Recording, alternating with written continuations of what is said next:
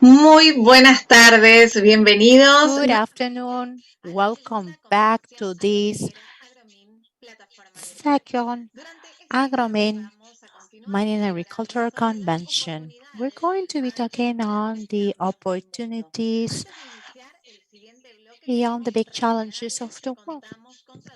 We have simultaneous interpretation into English, Quechua, and Spanish. How to access interpretation? You can select enter for English, Yaucuy for Quechua, and entrar for Spanish. This is how you can have access to the different language combinations. Of your preference, we would like to thank our strategic partners, AGAP, AgriChile, Amautas Mineros, ANA, Koreans, Swiss, Chamber of Commerce, South African, Peruvian, Chamber of Commerce, Stony and Teal, Core Foundation, INGEMET, Instituto Crecer, Futuro Sostenible NGO, Sociedad Geográfica de Lima, and Women's Seal Peru. We would like to thank you all for your great support. Now we'll start with the third section of today's agenda. We're going to be talking about water resource management, and I will invite Edilberto Guevara. He's a professor of doctorate in water resources. He's a professor of the UNALM.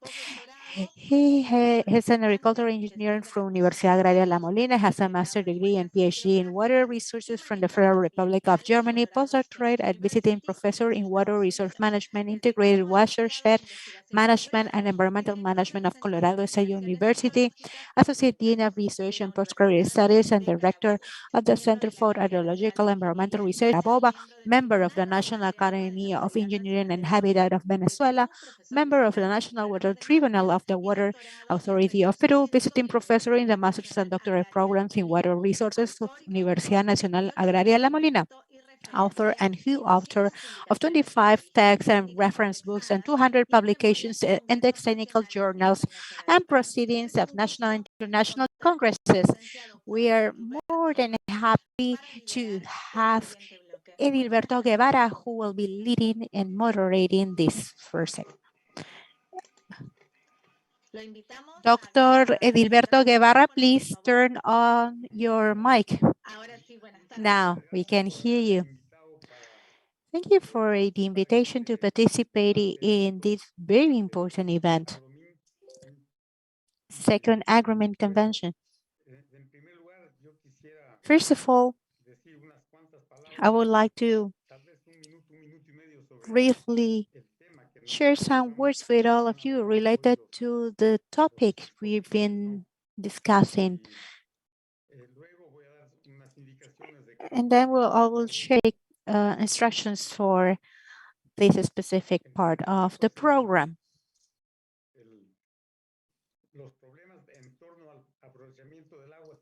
Issues related to water had specific characteristics in each region, but they are not only technical or scientific issues, but also social issues. Appropriate planning in management is needed, especially if resources are scarce. But sometimes scarcity is not an issue, but political willingness is. Hydrologists have to support the management and accessing to water resources for the population, especially within the framework of sustainability. It is important to move through a comprehensive management of water resources to provide access to it to new generations. Of course, we need to solve water issues before dealing with other challenges. Lots of people do not have access to potable water. Therefore, we need to create a balance of distribution. In the past century, population has increased. Water use increased sixfold. The quality of life create conflicts for accessing these resources, especially for water resources close to areas. The tension makes it bigger and bigger. And fortunately, there are new strategies in place. Apologies for that. Fortunately, as I was saying, the new strategies in place, among them will be probably listening to some of those new ideas. Integrated water resource management. A really good topic we'll be dealing today within Agromin. I believe all speakers will be discussing on interesting solutions and will probably depend on the topic even better. First of all, I would like to give the floor to the first speaker, but I would like to he asked, Pasaran asked us to change the timing of his presentation. I believe that he's in Finland. So he has asked to change the schedule so that he can start first. It is okay. So I will read his bio. He has more than 10 years of experience in mining water management, specializing in porous and fracture hydrogeology at mine sites and environmental effects of mining in all stages of life. Of mine, he has been leading national and international projects and concentrate on groundwater quality and quantity, capacity building, mine closure, risk assessment, and mining accidents. Dr. Pasanan have been active in developing and piloting novel research methods for fracture bedrock hydrogeology, water sampling with drones, and geophysics. He has worked a geological survey of Finland, 12 years in several positions from geologist to chief scientist and team and unit manager. Dr. Pasanet, you have now the floor, and thanks for accepting the invitation to participate in this convention. Please, you will have 20 minutes to address to the public, and when we reach 15 minutes, I will let you know that you have 5 minutes left, if that's okay. Thank you, Mr. Pasanet.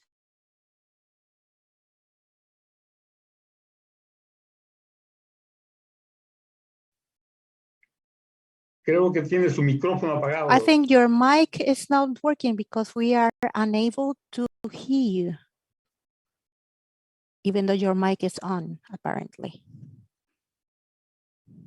Maybe the wireless Bluetooth.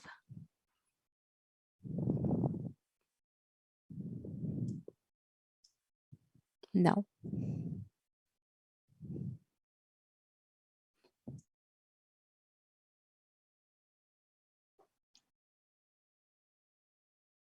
Su micrófono, por favor.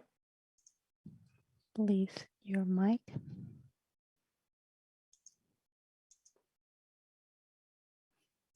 No, we can't hear you. This is interpreter speaking. No, at least not me, says the moderator. Escuchando. No, we can't hear you at all. Maybe your headsets, yeah. Now we can't hear you either. No, no. Maybe you just look at the layout and of Zoom.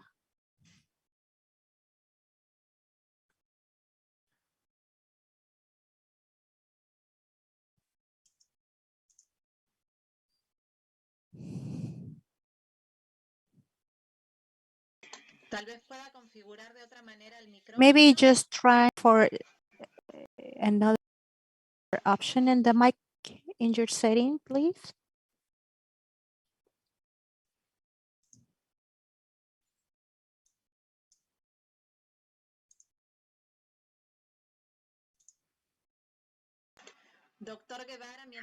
Dr. Guevara, maybe you can start.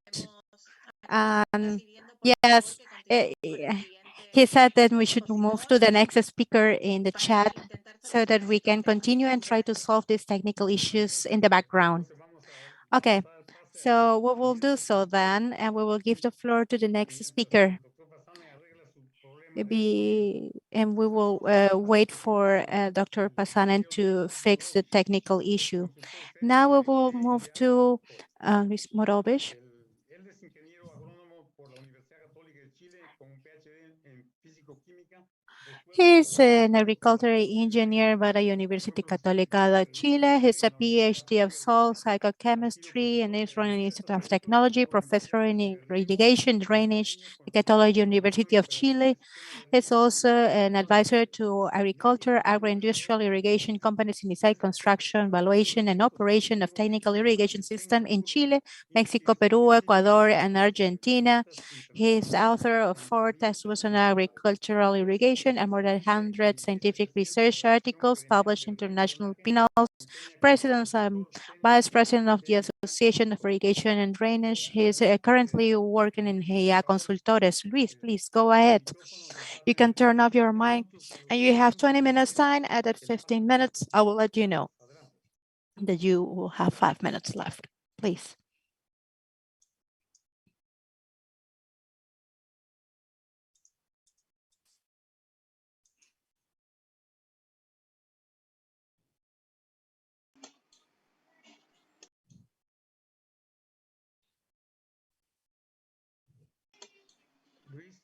Luis, we can hear you.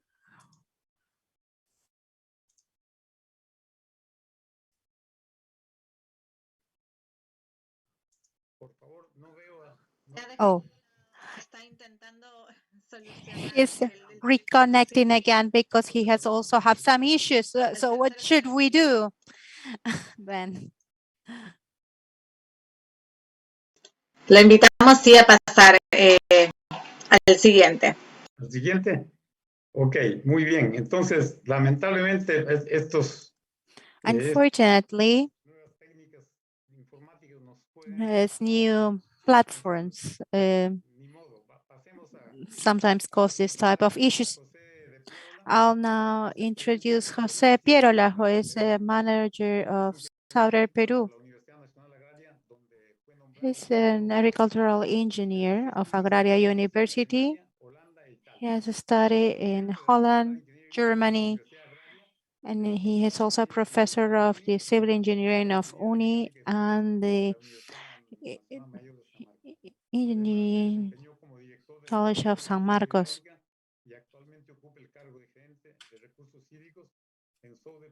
And he's a member of Southern Copper. He's the president of the Association of Hydraulic and Environmental Engineers in Peru.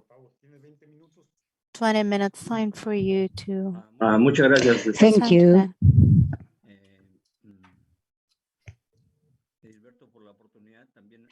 Edilberto, for the opportunity and also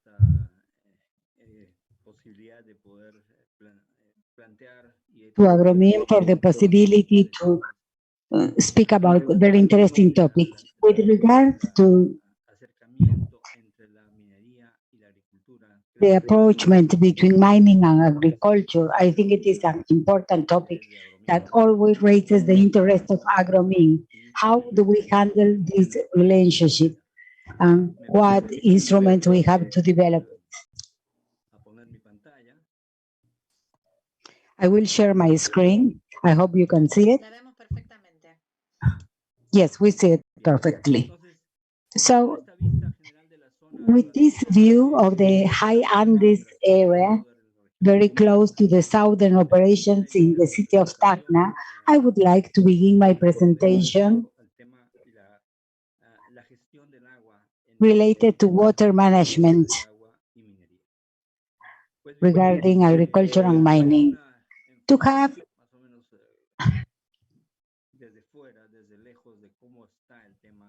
an idea about the topic, it is important to know that water is a fundamental input for the agricultural and mining production. The numbers that I present in this transparency aim at giving a general idea, not specific, but a general idea of what is happening in each one of the two productive processes. Here, where you see the water, allocation of water in the world, in countries of middle income and in countries of low income, this gives us an idea about the use of water in the agricultural sector compared to the uses in other areas that are not shown in this pie chart.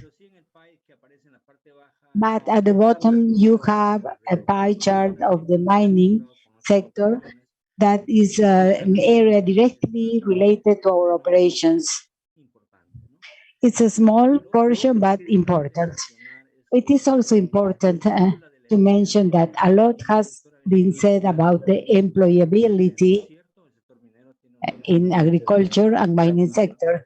Mining has a low employability level, but if we relate this to income, we're talking of about 1.3 million with regard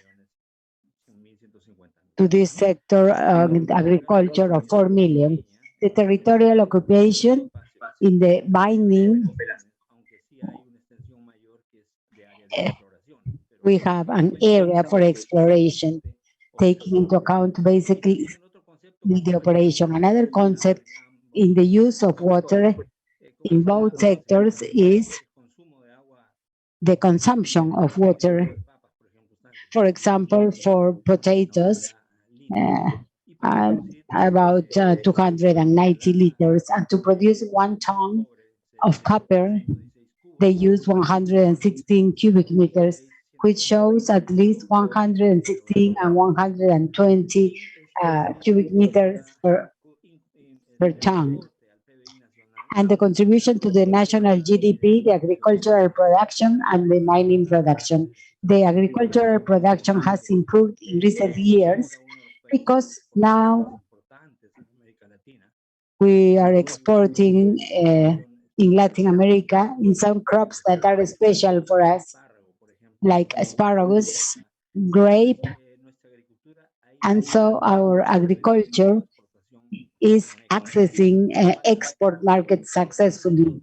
We still have a lot to do with our own species in our geography, but something important is that agriculture is improving its positioning in terms of its contribution to the national GDP, whereas in mining you see it almost double the contribution to the GDP. This is also, well, at present, we have an announcement of the shutdown of some mines. That's an important issue in the development of the community. Now, with this global view, I would like to take a closer step.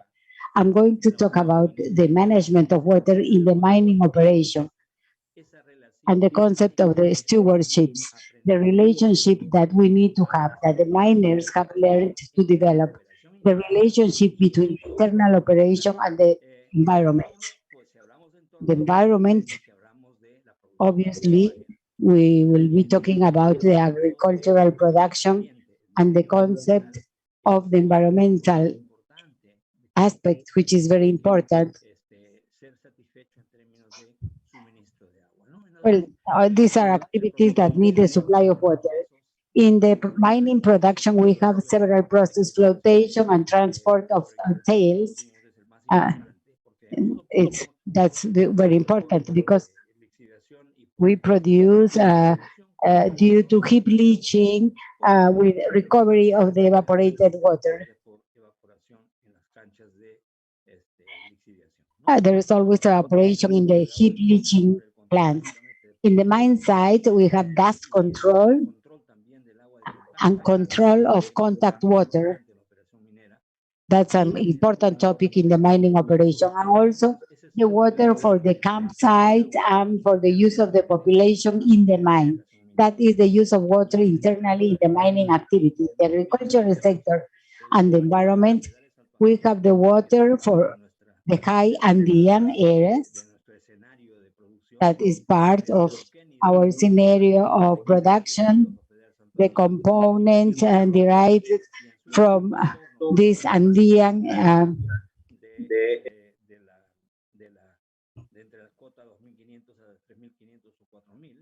well, at that 4,000 meters height, and so the crops in Andean terraces and the Andean Valley, and finally the wetlands in the coastal area. So this is an important component for the management of water, and we from the mining understand that very clearly. And this is a topic that has been discussed in the 20 and 30 years, and this allows us to have a more complete view. New concepts, that the management of water on a unit,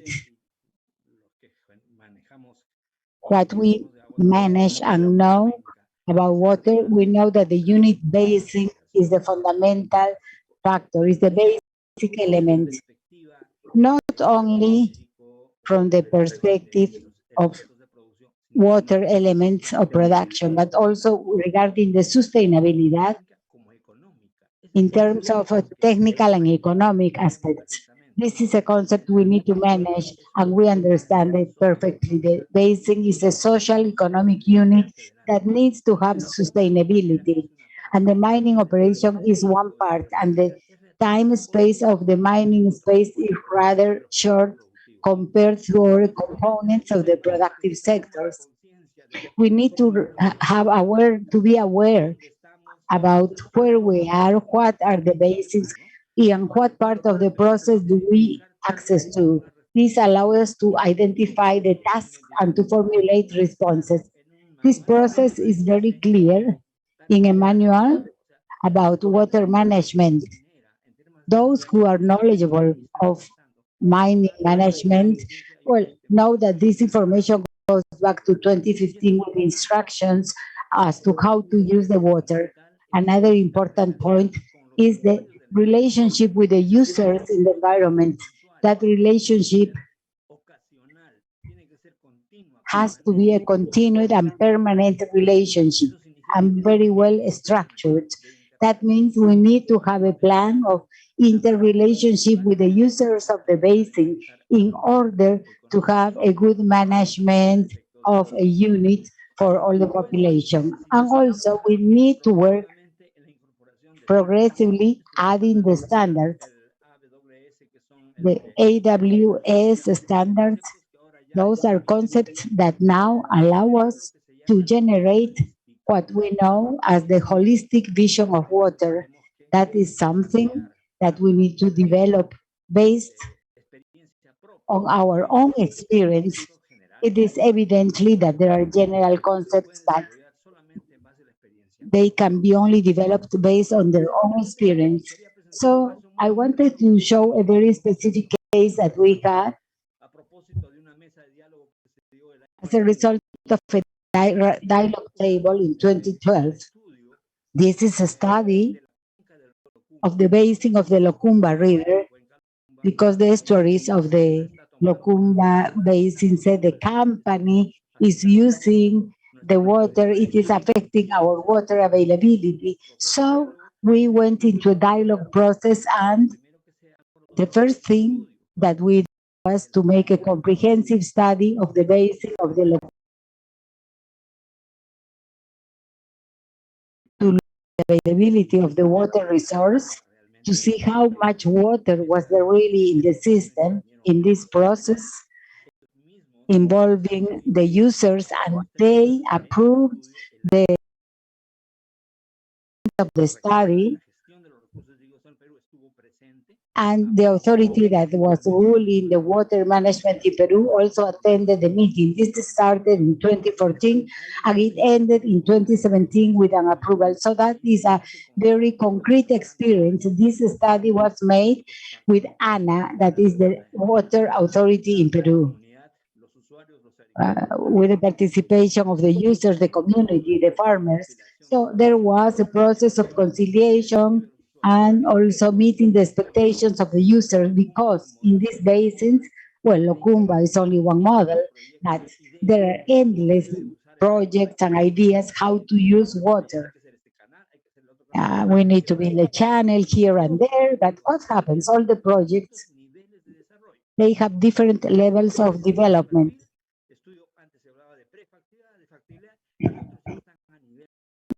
Well, some are just starting the study, but others are at a different level.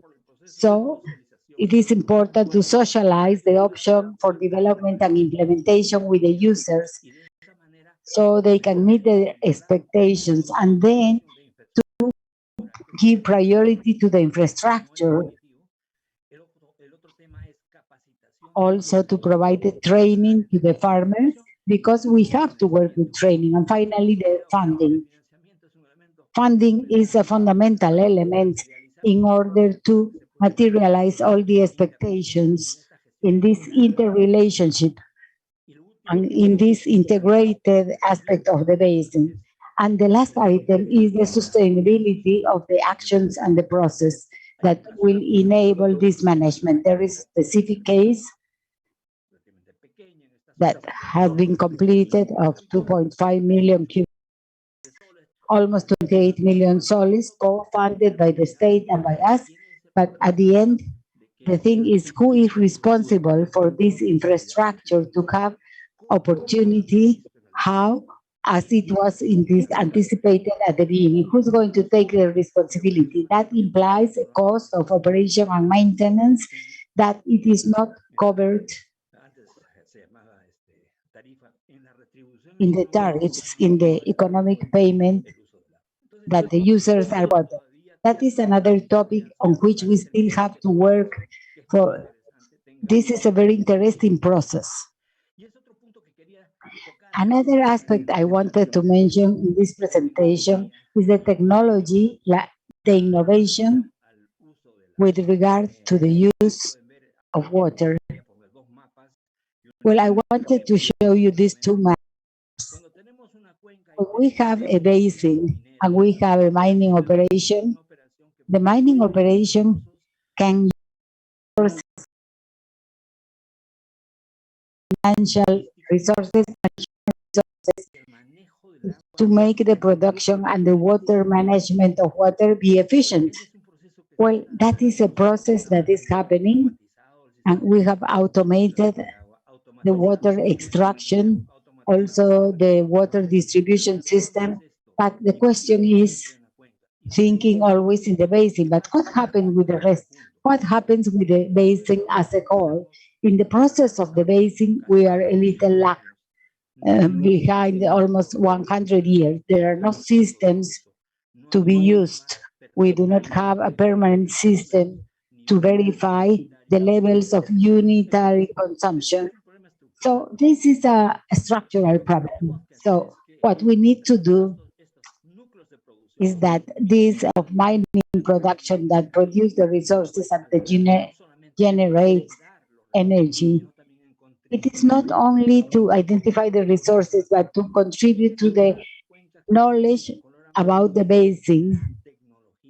And here, technology and innovation play an important role. We can not only have a high technology production center, this has to go to the field, to the management in the water control for the agricultural sector, and we have to have a sequence that is sustainable.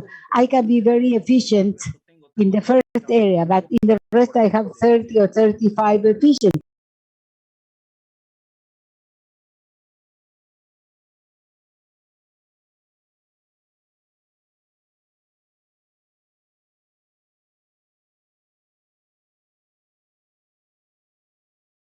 Yeah, you have 5 minutes to go.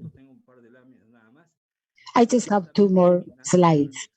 This is for the final reflection. The question is, how far can the mining action reach regarding the water integrated in the basin?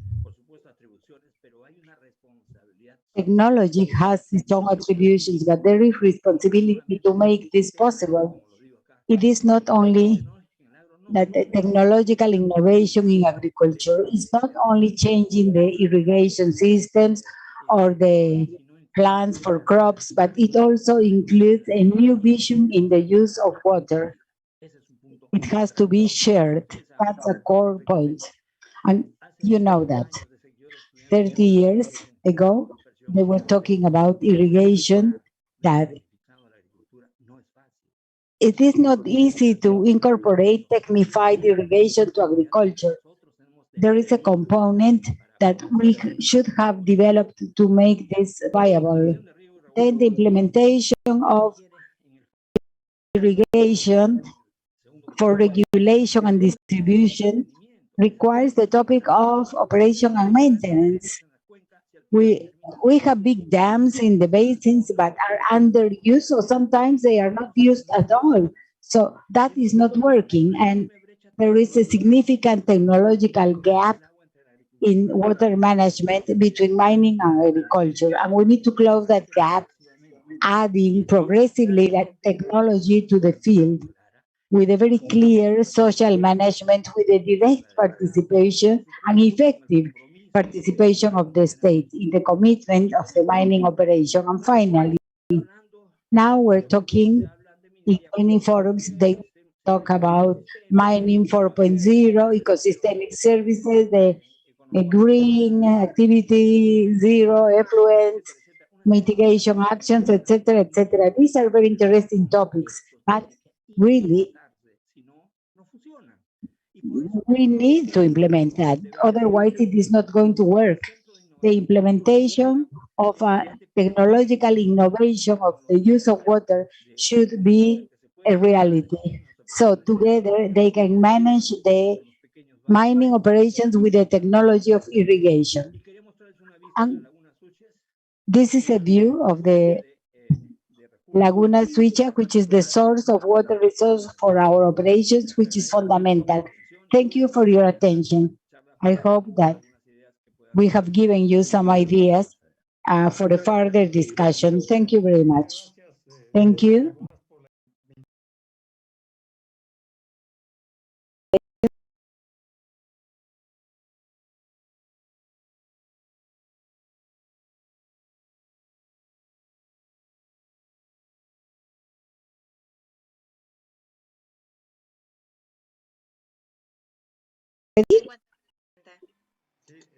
El doctor Pasamen, ¿sí? ¿Está él?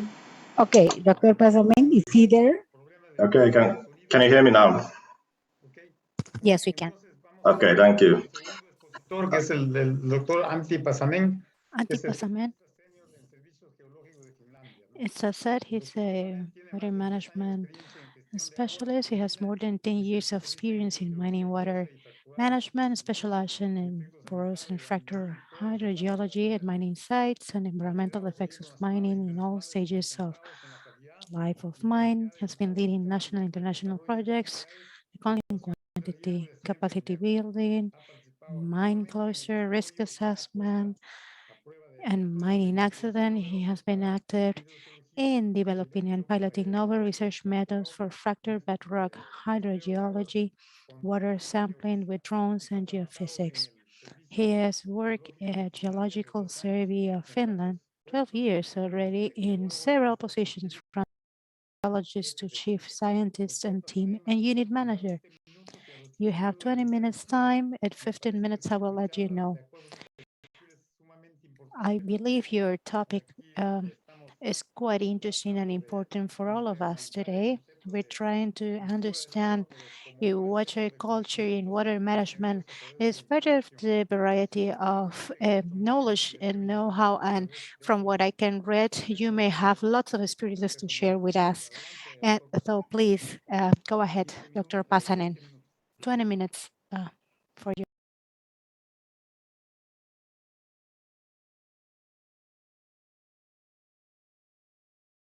Dr. Devan, and thank you for the organizers to invite me for this, to have this talk. And so I'm going to talk a little bit about water resources management in Finland from the point of view of agriculture and mining. Just a second.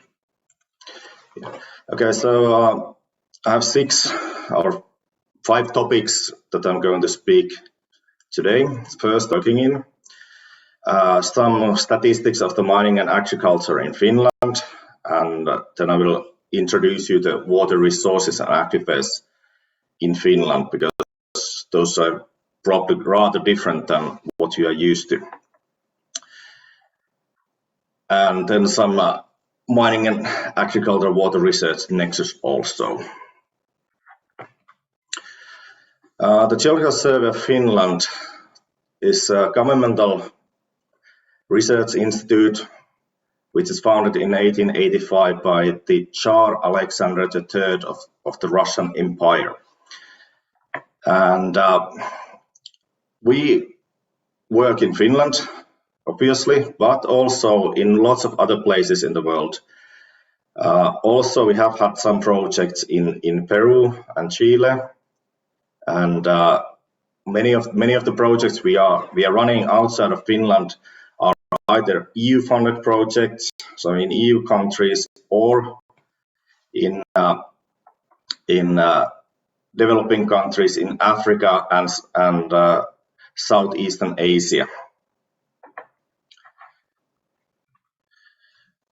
The unit I'm working in is Water Management Solutions Unit, and so what we can offer for the industries, we do lots of numerical modeling, water balance and quality modeling at mines, and also conservative and reactive transport modeling.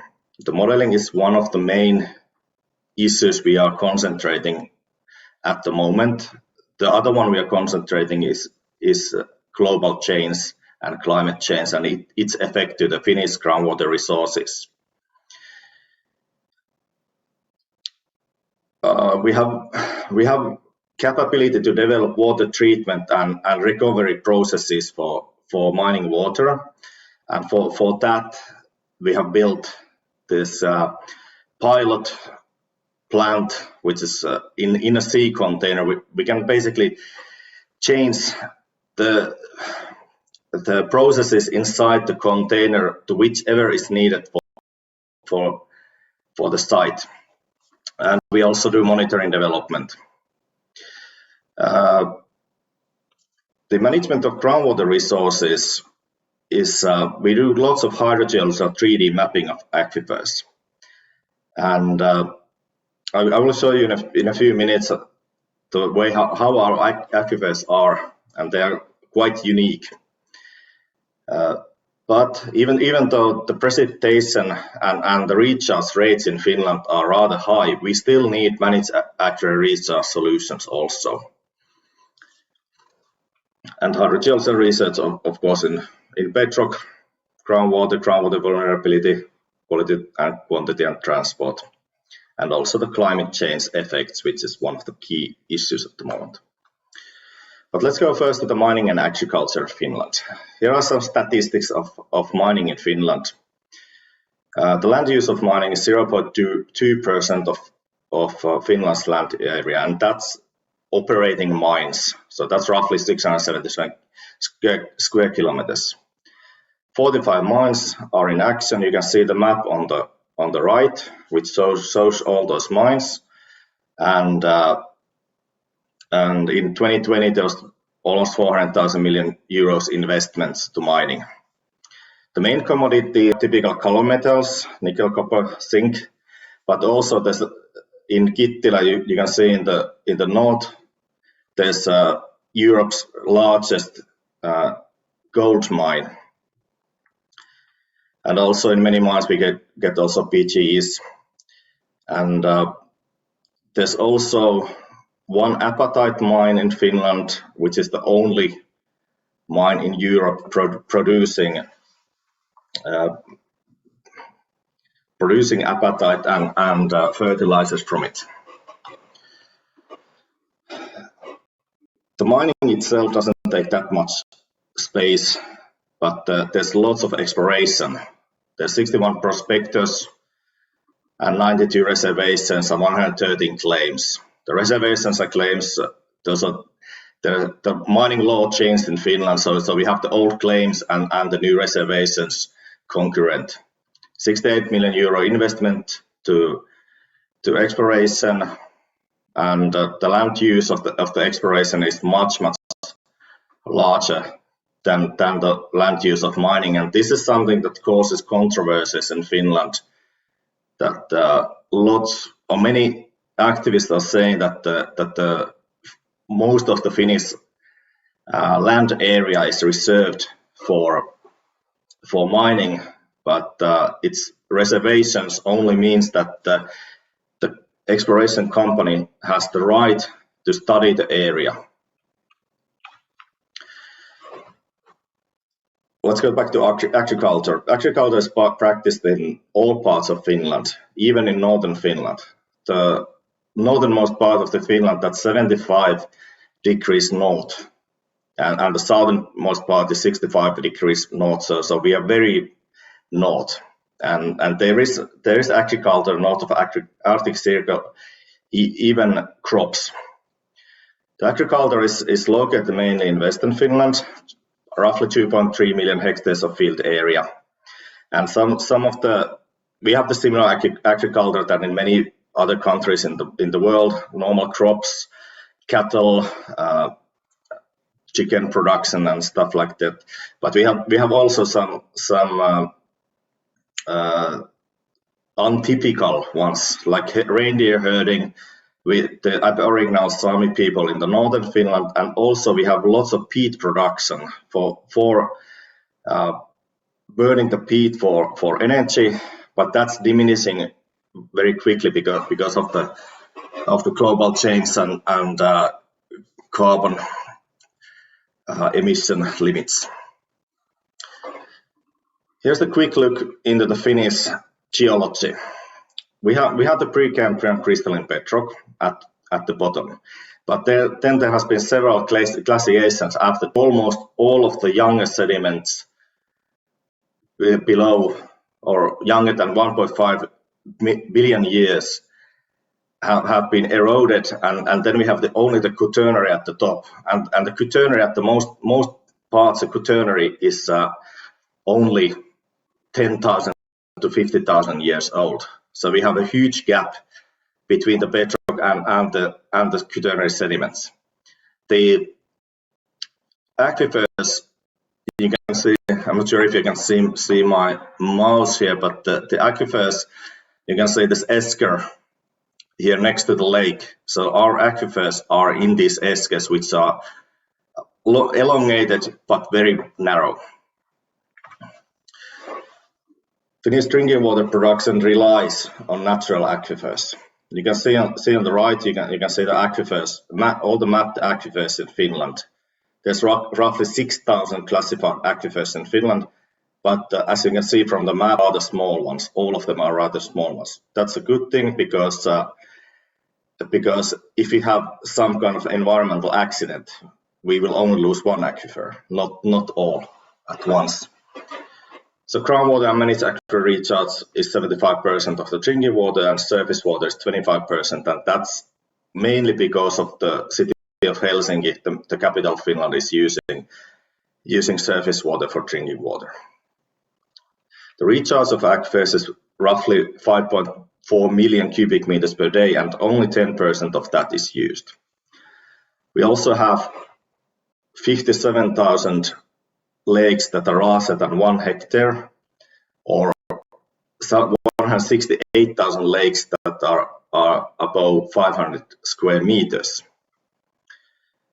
But we have problems with the water. We have lots of water, but we have still problems with it because there's uneven distribution of the aquifers, and there's no lack of aquifers in Western Finland, but there's a lack of good quality water in the aquifers, and that's the reason why, for example, city of Turku, which is the third largest city in Finland, is using managed aquifer recharge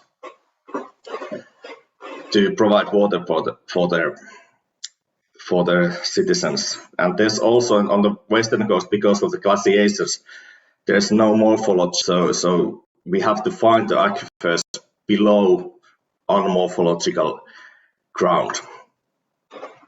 Just a couple of examples of managed aquifer reachouts. I'm now living in eastern Finland, so my water is coming from this Jännenniemi managed aquifer reachouts, and it's a bank infiltration plant. There's no chemicals needed, only sand filtration to remove iron and manganese. And usually in Finnish aquifers, in most of the cases, the water is drinkable as it doesn't need any remediation. Then, as I said, just in the last slide, there's the Turku region water. They have the managed aquifer recharge, and that's the reason, because they don't have good quality water sources in the area. So they have the pond infiltration recharge system there. And before that system, the water supply was almost entirely river water, that was River Aurajoki, which is very heavily affected with agriculture, and the water quality was very low, especially during the springtime. Water resources in mines. Usually the mining water is not usable as it. It's the ores are sulfide ores. There's lots of sulfur acid mine drainage, but there's this calcite mining in Tytyri in Lohja, which we can call a multi-use mine. So it's still in operation, producing limestone for cement factory, and they take the heat from the factory, and it's pumped to the Lohja city central heating network. The upper levels of the mine, which are unused for mining nowadays, they are used for a mining museum and conference hall. There's a Kone Limited elevator company, which you probably can find in the buildings also in Lima. They have the test site in that same mine, and also the city of Lohja is taking almost 1,700 cubic meters of water in a day for drinking water, and the water doesn't need any treatment, but it's pumped through a central treating system for monitoring. We have lots of old pit lakes. You can see on the right, there's the Orjärvi open, and its main frame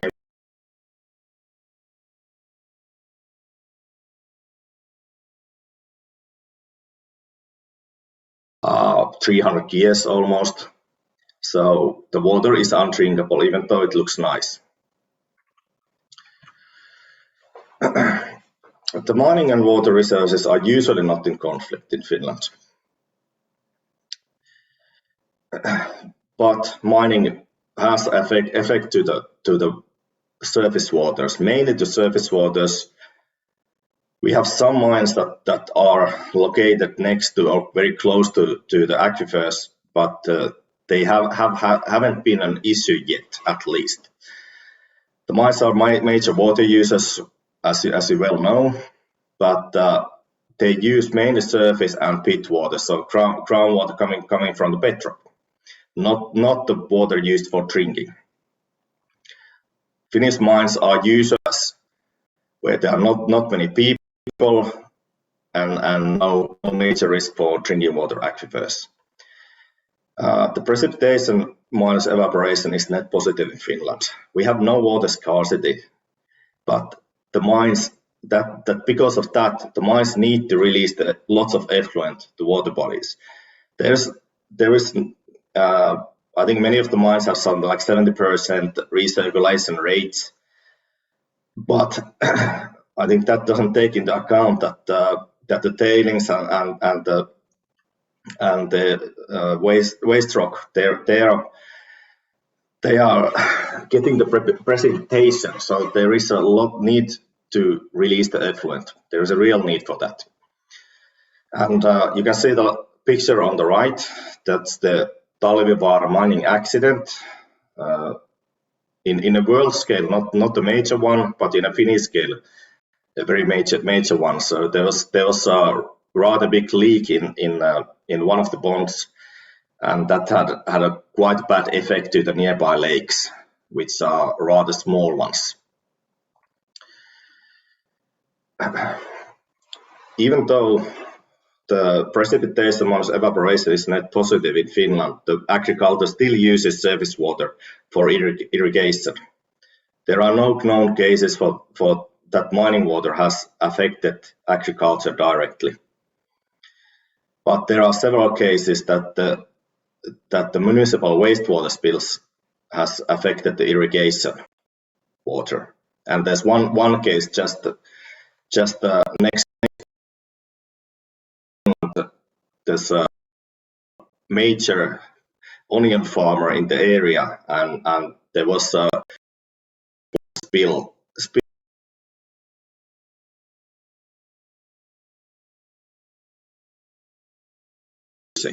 and that has been in court for some years now.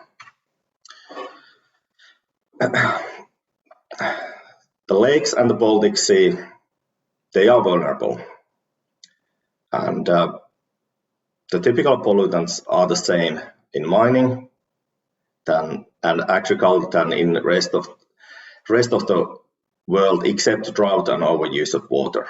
So for mining, metal pollution, acid mine drainage, salination, agriculture, we get nitrates, pesticides, and not. But agriculture causes quite a lot of problems to the Baltic Sea, which is a very sensitive sea area. On the western and southern coast of Finland, there are acid sulfate soils. So those are the post-glacial sediments which have lots of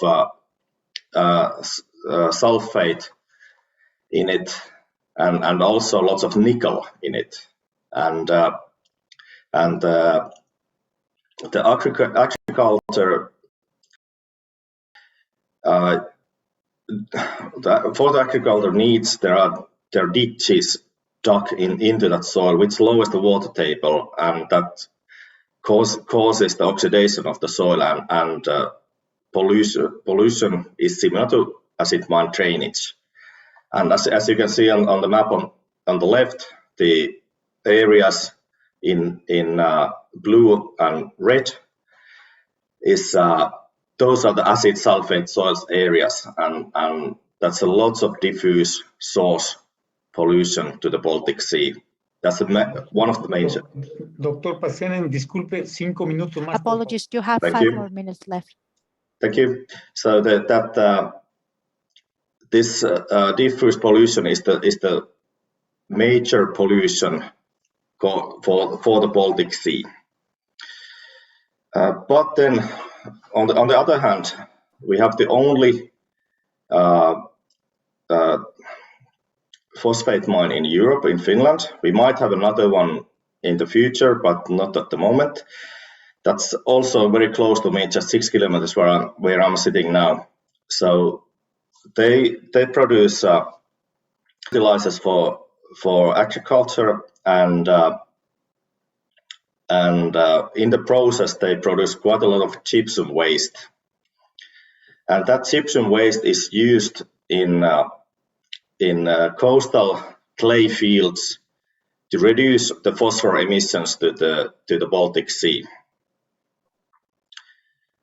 Also, if you think about the nexus between the agriculture and mining, also manure from agriculture is used in open pits to reduce the oxidation of sulfates.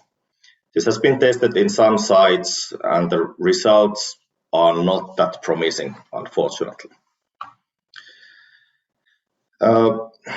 Just a few words about the mining water and agricultural water research nexus. Kuopio Water Cluster is a cluster where there are several organizations and companies who work with water. Our main things is mining water, water treatment, and agricultural water. So Geology Survey of Finland and the Natural Resources Institute of Finland, we do joint research in mining water and agricultural water. And the Global Water Cluster provides the backbone for this collaboration. Quite close to us is Luke. So Natural Resources is the Finland mining site, which concentrates on gas production research. And they are now building, and they already have some, but they are now upgrading their groundwater, surface water runoff lysimeters. And also they have the simu environment for runoff research, so they can mimic climate change effects in 10 to 20 times faster than in natural state. So it's a physical simulation. You can see it on the right.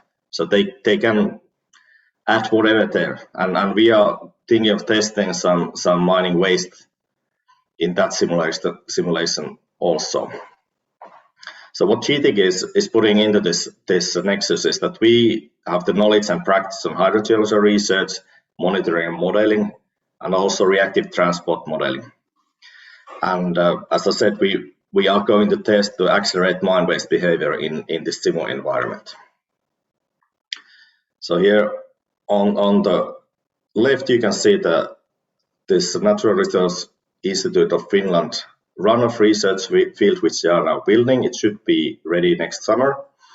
And also the Kirmanjärvi catchment research site. Some take-home messages I have. So mining, agriculture and water resources has indirect affiliation in Finland. The direct affiliation is very hard to find, but the indirect affiliation is there. So fertilizer production and through that use as gypsum for prevention of nutrient pollution. Our aquifers are small, shallow and vulnerable, but fortunately there are lots of those. But even one, if we lose one, it's always too much. We don't have the water scarcity, but in Western Finland there is a problem with good quality drinking water, and that's why there are these managed aquifer systems in use. Irrigation is used despite the high rainfall, and also in areas where there are good quality drinking water, but they're used to achieve higher yield than natural recharge. We have rather unique environmental loading from acid sulfate soils and also from peat production.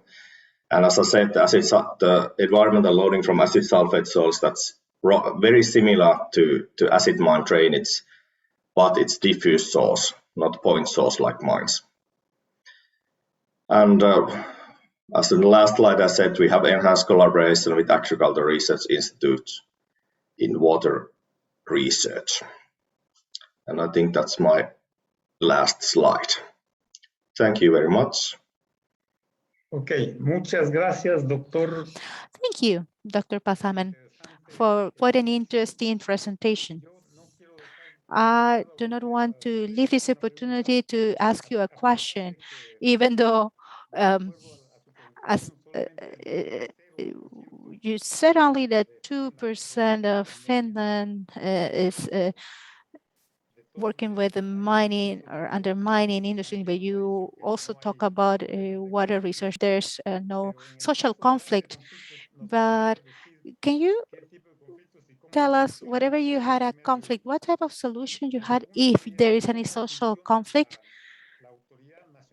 and how the water authority in Finland works? Okay, so well, there is a social conflict. There is no physical conflict with waters, but there is a social conflict, the similar one that we have all over the world. So there are people opposing mining, and I think working in several countries, I think in Finland the social conflict is not that bad that I can see in quite many other countries. But the ways how we deal with this kind of conflicts is that Finland has probably one of the in the world, and we are now. It was improved a few years ago, and it's being improved at the moment also. So we are building the mining legislation as such that it can be satisfactory for all the stakeholders. Also, we have a very strong government. We have very good infrastructure, and those are the reasons why or how the social conflicts can be diminished, not avoided, but diminished. We have the government officials are the people who everyone can trust in. So there's a general trust in government officials and between people in Finland. So that's one of the main reasons why we can keep the conflicts low. There's also the mining companies. They are very aware of their social license to operate, and they are doing their best to have the least environmental effect they can. And of course, there are lots of work to do still with that, but they are getting better and better every year. Then about the water governance. We don't have a centralized water governance in Finland. We have a regional environmental centers who govern the water resources, and they govern both the surface water and groundwater resources, and there is for water use there has to be environmental impact assessment before that, and the environmental impact assessment is in Finland. That's a two-stage process. First is the planning, and the second stage is the application. And I would say that the water governance in Finland is rather good, like every other governance, but it's something that doesn't need to be taught that much. There are some conflicts between users of sediments and nature services and water use, but the conflicts are rather minor. I hope I answered your question. Ok, muchas gracias. Perfecto, muchas gracias. Yes, great. Thank you very much. Thank you. Now, thank you again, and we will resume. We will continue with the presentation. Unfortunately, Luis wasn't able to connect. He wasn't able to solve the technical issue and connection. Therefore, unfortunately, we won't be able to hear his presentation. We're looking forward to it, but sometimes it happens, especially now on the internet, in the video conference world. Sometimes it works, sometimes it does not work. Now we will give the floor to our panels. We have two panelists.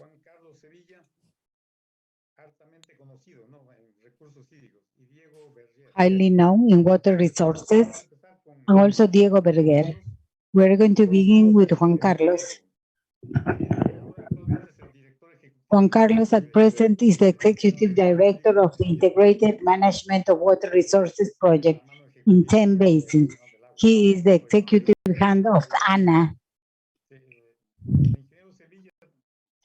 Engineer Sevilla was graduated in the hydrology, more than 40 years of experience in water projects and in the comprehensive management of water resources in the country and abroad. He was a teacher at the University Agraria and executive director of the projects in Alto Mayo, manager of projects in Sierra y Selva, and general manager of INADE. He was the head of the National Water Authority, where since 2018 he's worked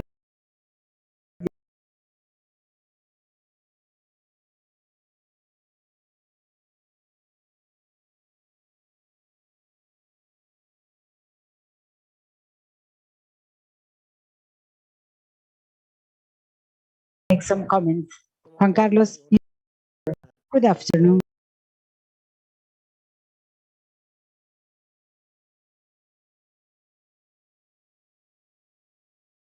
A panel member. Special greetings to Dr. Guevara and to Nicolas, colleagues that are very close to me,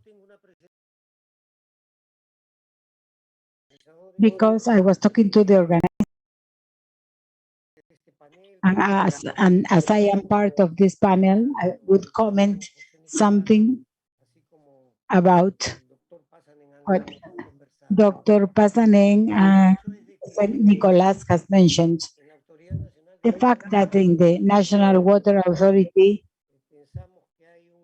we think that there is a conflict of water in mining, and it is simply because formal mining works knowing the current situations of the management of water resources in Peru are very advanced level. And I'm saying this because in Peru, we have the legal framework that is appropriate. We have a law for water resources. At the moment it was enacted, and even until now, it is a modern law. One of its principles is the comprehensive management. We have the institutional framework, which is ad hoc, with the National Water Authority in charge of the regulations to manage water resources all over the country. And it is present all over the country as well. We have the appropriate management documents, and thinking that we have a policy and a strategy of water resources, there is a national policy, the policy 33. This policy that I mentioned is being updated at present. It's being modernized based on the changes all over the world and facing the conditions that we have in the country, the condition of climate change, and so on and so forth. We have management plans for water resources, the national plan, and also at the basin level, but especially we have, let's not forget, we have a national system. At national level, we consider that that should be the stone that needs to be adjusted for the comprehensive management of water resources in the country would be even better. At the level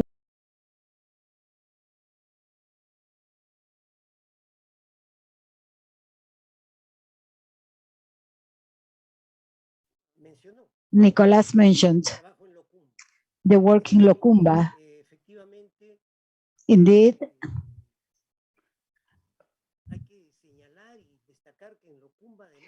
must highlight that in Lacumba there is a Council of Water Resources.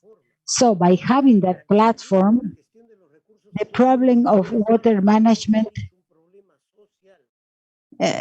becomes more a social problem. It is not a technical problem. That was said even at the meeting at The Hague. These meetings that take place every 4 years, governance. One of the main problems is governance, social problems. Decisions for participation are not made. That is the problem. So there is a council. I insist that we should, quote unquote, use that platform. But although it is not working in the ideal way, is still a platform that is very important to solve the problems and try to minimize the conflicts. In this sense, I'd like to say that this project that we are preparing now in 10 bases aims at strengthening the institutional framework. And in this case, I would like to point out a higher strengthening of the major axis to strengthen the National Water Authority through this project is to improve the information system. That is the management of water resources. We cannot do anything if we do not have the information. There is dispersed data, information. The private sector has different type of information.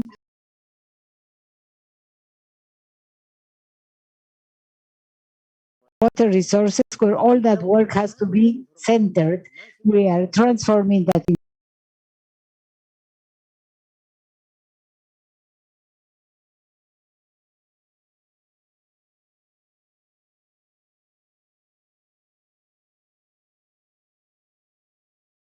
First, we will have a national water authority and the institutions linked to them.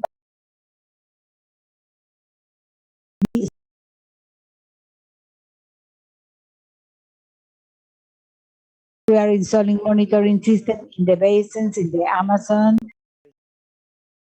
47 waters all over the country as a complement to the existing grid. And we are providing instruments, the main areas with the purpose of safety, something that honestly was not being taken into account in our country. Nicolas says something that is so true. We have a delay of 100 years. How can we grant rights for the use of water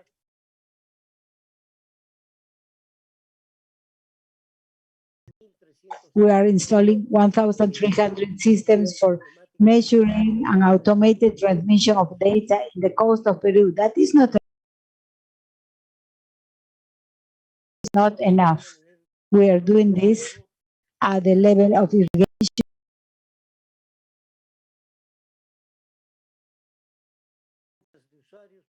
The boards of water users could make decisions in order to improve the irrigation efficiency, because we have been working with very low efficiencies. So that is at the end the purpose that we have. The underground water system needs to be documented. Aquifers, drilling piezometers, and also looking at the existing network of piezometers. So it is a lot of instrumentation, and we are transferring this to the water authority, ANA. For that, ANA needed to create a unit for operation and maintenance, but it is not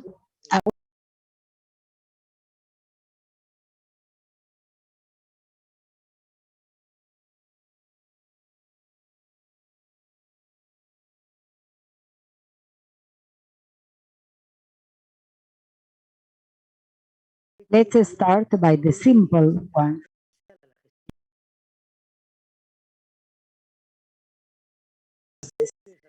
Let's make this management of the resources a participatory one. I think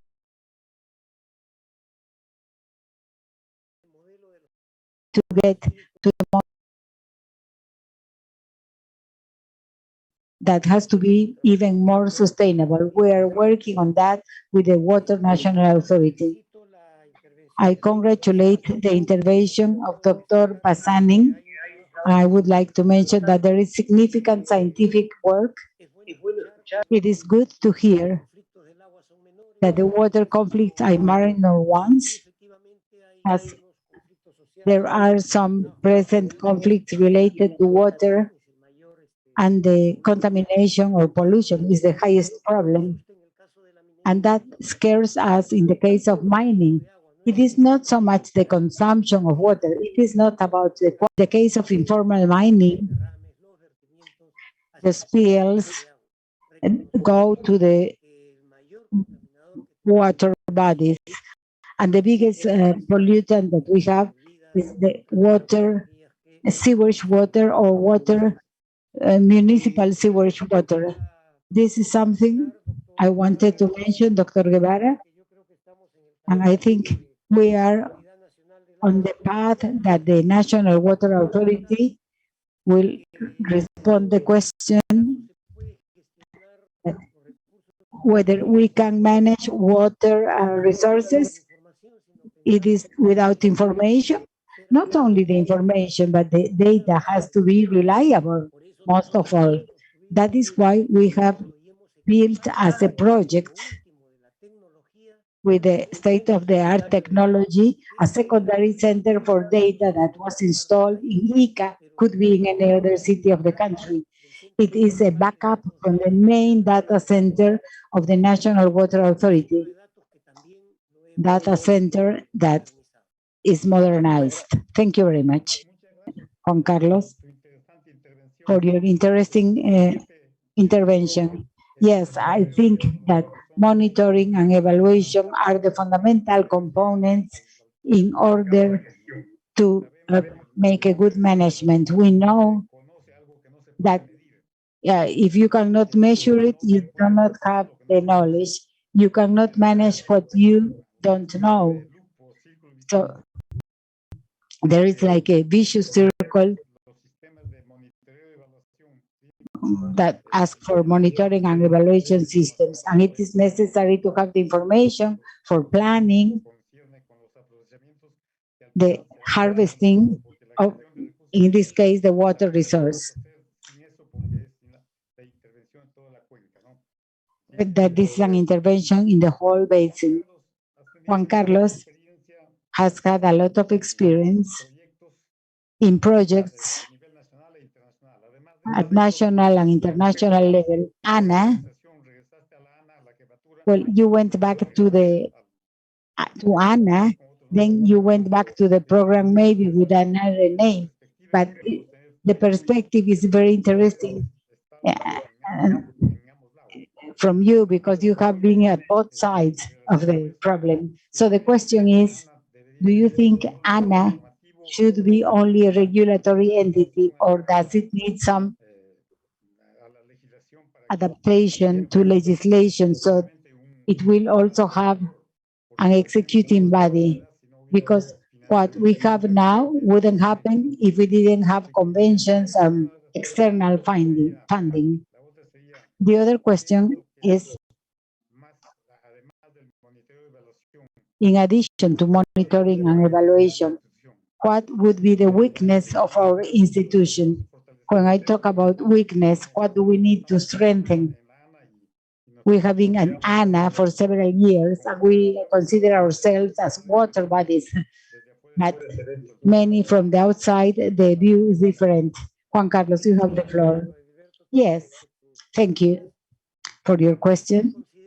Yes, I think that ANA, that's the National Water Authority, should be given an executing role. We've been saying this when I was the head of the National Water Authority. At that moment, there was the political support to do it. Because we think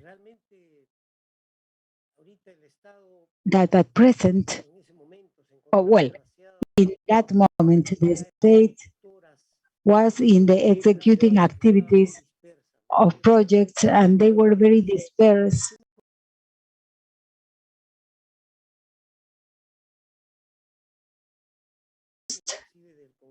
At a level of the Congress at some point, because we believed that the example from Mexico, con agua, with water Mexico, that was similar to the model that we were looking for. Regarding your second question, what is missing in the ANA, some kind of weakness? I think it is in a supervising role. It seems that the ANA is in the supervising role. I know the management of ANA is looking for the regulations, looking at legal systems to give enough support to the National Water Authority for the supervising role or oversight role. That as a project, we are giving the ANA a lot of tools for decision making, in a correct way based on well-registered information. There is open information. Now there is an observatory with open data. So anybody can access the webpage of ANA, and we can have the information at the level of each of the basins. What is the right for water use, for underground water, discharge, etc. I hope I have answered your question. Thank you, Juan Carlos. There will be more time to speak in detail when the pandemic. Now we're going to give the floor to our last panel member.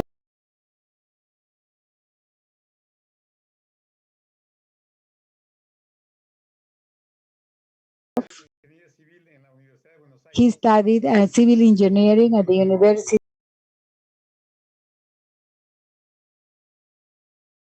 in water management in Institute of Technology. In 1990, when he finished his studies, he was a researcher in the laboratory in Watershed. And since 2014, he coordinates special projects of Mecorot, Gini, among others. His academic activity focuses on teaching engineering of water systems.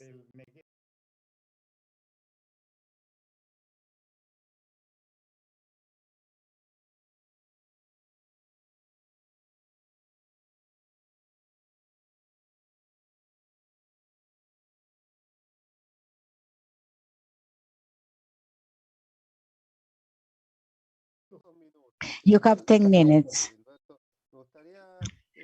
Well, thank you. Well, I liked very much what was said by Juan Carlos. I think he's still online, if he didn't run away, because I would like to reinforce part of the things that he said. Juan Carlos? Yes, I'm here. Well, I work in a national water company. It's a private company, Mecorot. And many of the messages that you have mentioned, we repeat them all the time. The topic of centralized, there has to be an authority, like the water authority, to manage the resource for the good of everyone. The management of the basin is good for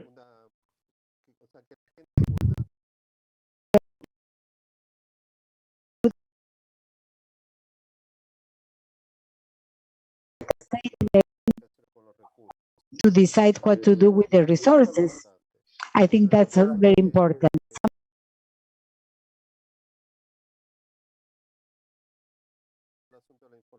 You well said is the information. The first law enacted with water was in 1955, the law for measuring water. During decades, water was measured, but for agriculture.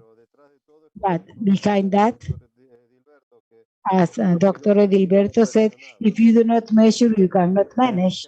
So when that law in Latin America was enacted, they said they wanted to measure because they wanted to charge for the water. So we see that there is a problem in Latin America. It is not a technical problem. It is a cultural problem. Changing the way people think about water. What value do they give water? What do we want water for?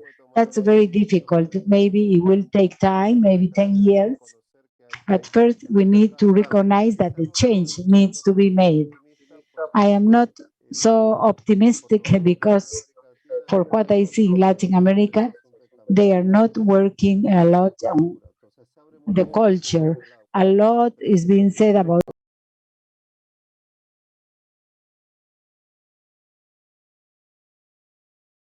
another point.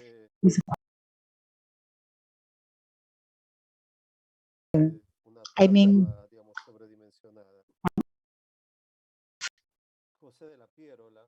Jose de la Pierola spoke about the projects.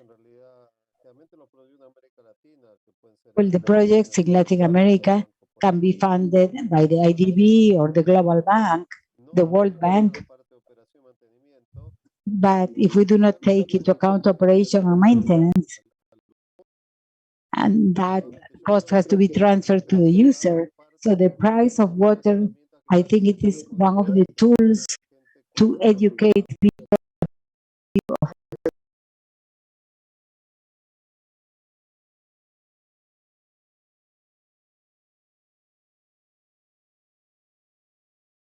The type of crop he's going to have.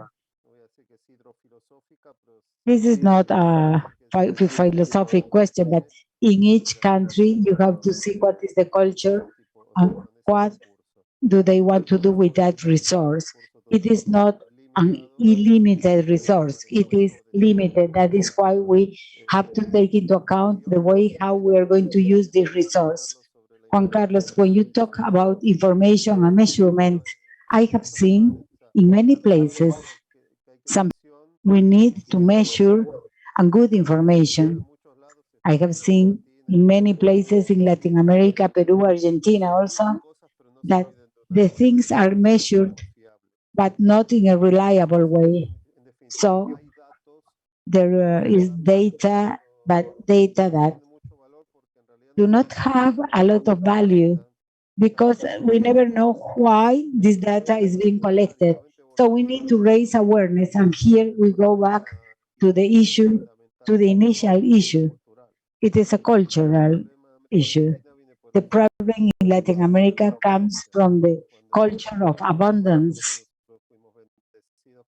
Well, we were blessed with many resources, and that created the culture, and then we had to face the culture of scarcity, changing this type of culture, and to recognize that we need to change. I think this is something that has to happen. Just to complete the idea, when we speak about sustainability in the use of resources, we should take into account the sustainability of financial resources in management of water resources. The water sector has to be sustainable with water resources and also with financial resources, like it happens in Israel. Well, we do not have any state budget. The water sector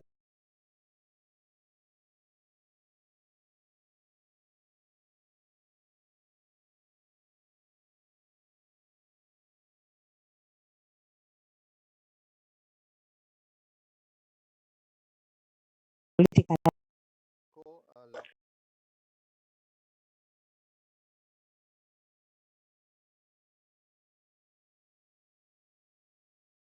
geopolitical vision of what to do with water, unified during the history of Israel. But being an independent sector, they are able to their problems. I think that is what we are missing. In Peru, the water authority should have a budget based on water. Doctor Edilberto and Juan Carlos. Well, thank you, Diego. Comment. The problem is that they are telling me I have to keep moving.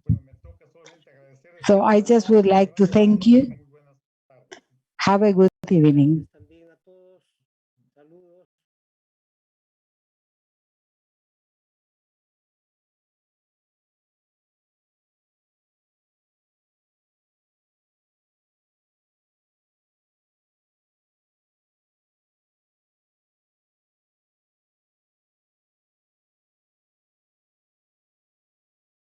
of the afternoon to turn on your cameras to have a we invite you all to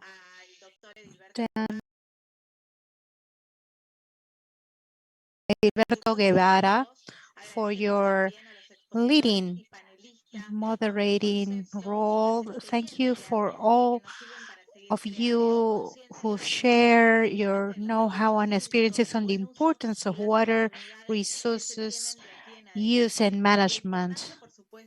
The importance for sure to share all our experiences. It's quite fruitful and enriching. Thank you all for being part of this event. We would also like to comment to you that within Agromin, we have a business roundtable. I will let you know which are the companies participating in this business roundtable. Under Peru, Papa, and other Andean crops, Agricola Chapi, Agroandino, Ecologic, Alimento Justo, Amalpaca, Apu Resources, Asociación de Productores de Maca del Valle de Mantaro, Asociación Gremial de Riego y Drenaje de Chile, AGRID, the Peruvian German Chamber of Commerce, the South African Peruvian Chamber of Commerce, CITE Agroindustrial, Poderosa Mining Company, Consultora and Consultora Independent, Cora Foundation Corporation, down till British Embassy, Czech Republic, Mexican, German, Ireland embassies, Agroindustrial Services, La Favorita, Enterprise Ireland, Futura Farms, Sustainable Future, Local GeoSAC, Instituto Crecer, Instituto de Ingenieros de Minas del Perú, Peruvian Mining Engineer Association, Clean Logistics, La Peru, Life Systems, Yanacocha Mining, Agricultural Ministry, and the Federation of Russia in Peru, Foreign Affairs Ministry of Peru, Montali, Comercial from Israel, Palta Rumi, Peru Lactea, Pavo Ex Contratistas, Relix Water, Remixa Drilling SA, Ricos, Lab International, Specialized General Service, DADO, SRK Consulting, Viridis, Terra, Peru, Woman CEO, Peru. Thank you, all of you, all these different companies, institutions that are part of our business roundtable within the second convention, Agromin. Now, we will move on to the last session of today's agenda.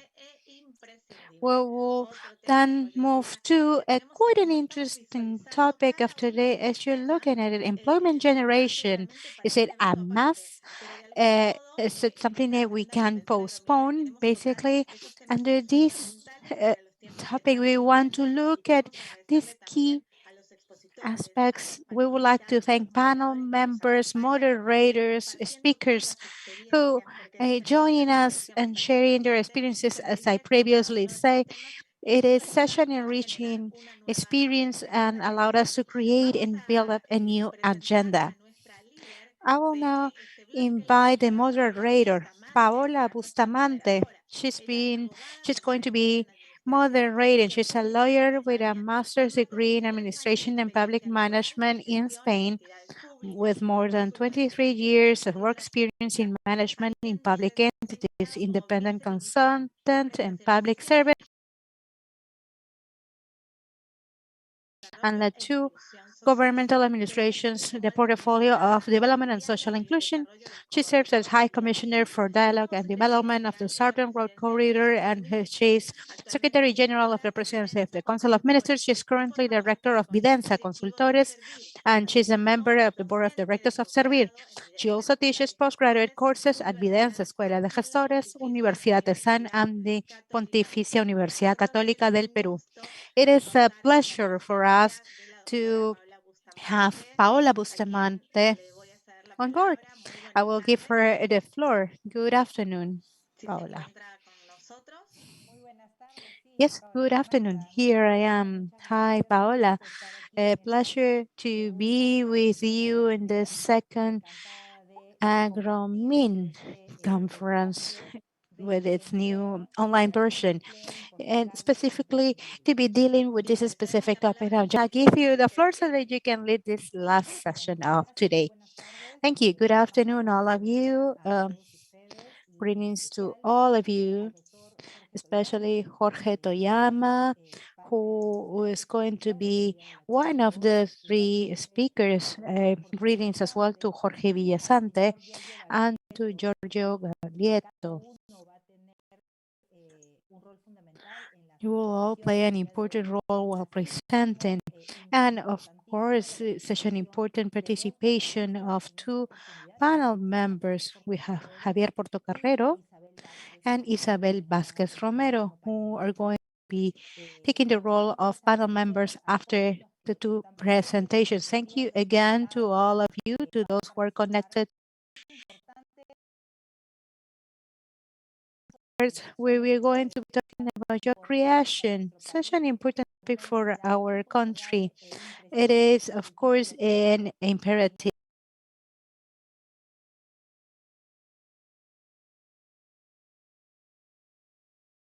Jorge Toyama is going to be the first speaker. He's a partner of Bienatea and Toyama Associates. He's been a former consultant of the World Bank, the IDB, USAID, CEPAL, Program of the United Nations Development. He's a professor of the University Católica, Piura, and Pacifico Universities. He has published several academic researches, director of labor opportunities, and a keynote speaker of national and international events. Jorge, it is a great pleasure to have your participation. You have 25 minutes for your participation. Thank you. Thank you, Paola, for your introduction, for sharing my bio. Thank you for the invitation to the organizers as well to share with you. I'm always talking about employment. I always talk about employment. And I've been asked to talk about this old good friend of us that raises from time to time. Of course, health crisis has made it more visible. The lack of social security in Peru. I have two sections. So I'll try to briefly, I'll just go through quickly through the labor market context and basically the overall idea. I could share this presentation with all of you if needed or requested. Well, working relationships between the business and workers. Of course, they tend to be conflicting. Conflicting. Why? Because it depends on how much participation do workers have, or rights, collective of individual rights, several conflict nature may raise throughout this relationship, and they are important stakeholders. Before we only had the state, but even journalism, digital journalism is pretty strong. Social media is as important as union workers and companies, unlike Congress. A union, larger union, business unions, the judiciary. So several stakeholders are, are involved in the marketplace. So how are we doing in relation to the marketplace? 33 million Peruvians, 25 out of those are the PET, or the active workers, more than 7 millions are those that are the youngster version of the population who are not working at the stage. So this 25 divides into two groups, what we call the active employment population and non-active, which are probably has wife in university students, or the minis, those students that are no longer studying nor working because of the pandemic effects within this 7 million. But let's have a look for labor conditions, and you have unemployment and occupied employees. You see the values for unemployed. You see a huge number. It used to be half of that before the pandemic. Unfortunately, it has raised due to the pandemic. So we doubled the unemployment rate. And from those occupied or employees, we have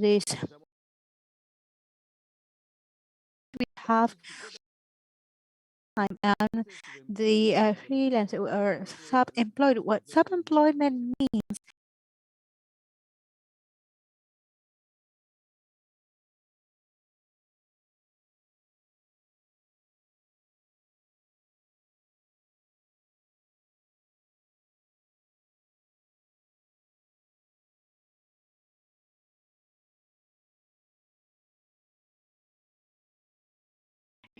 so that's how they call it, sub-employment by call. They are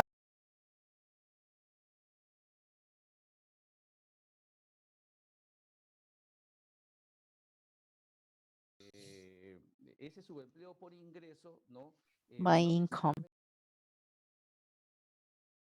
Formal. We're not measuring informality at this stage. We haven't touched this specific topic. I'm just referring to those employees that are being paid less or not enough, as I said before. On your right side, you see a sub division of the PEA. A million out of these 16 work for the government. Of course, the issues under the state, you have meritocracy, and a third of it, there's no regularly insurance or proper working conditions. You see normally micro businesses or SMEs, but you have 7 or 8% or even 10% of informality. So in this case, these micro businesses, they tend to be formal. You have the formal small businesses, which is almost none. The formal regional regime, basically, which I mean, it is not a micro or SME. So here you have 4,000 for the SMEs, basically formal SMEs in this case. So this has not been a sustained regime throughout the years. We also have almost 4% of those informal employees that are not on a payroll. You have the freelancers, you have all this different informality, you have those working on the streets, or delivery services, taxi drivers. Most of Peruvians are under this category. Most of Peruvians are independent workers. When you say SUNAT, field inspections, yes, that's fine. But you still have the 6 million of Peruvians who are independent employees. If you add the non-remunerated that work with them, you have 8 million. In this case, you see that the link between these two groups, but I will explain that later. You have this mining and agrarian regimes It's quite scarce, as you can see. You have export in this case, and mining is up to 1,000.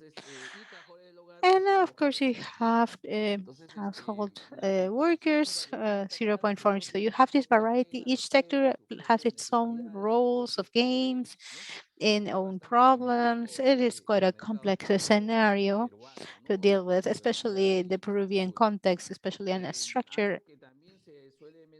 Something that we also consider is the impact of the pandemic. We see a recovery, almost pre-pandemic values, as you can see, but informality has increased up to 72% in urban areas. More than 9 million are in informal workers. The salaries have decreased to 30%. If a professional earns 3,000 soles, the replacement will probably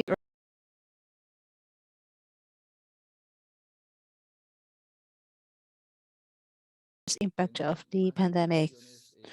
Women had more trouble and issues due to the prejudice of the Peruvian culture. The qualified may probably be more impacted than the less qualified. So management level have also had the less impact. Elders have been also impacted compared to youngest. So these are the different inequalities. Remote work.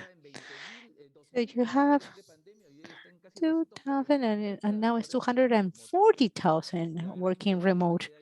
Most of them will stay or hybrid mode. Because of the crisis, the uses of the reserves or the precarization of work, and you have an increase, especially by including the rural areas, more inequalities, closure of businesses, non-compensated payments, risk, employees, collective covenants that are more conservative, and delay on payments. So these are a lot of different issues. Lack of public policies for reconversion. I lost my job. I was on the entertainment sector. How does the government help me to provide me a bonus or let me to study something else?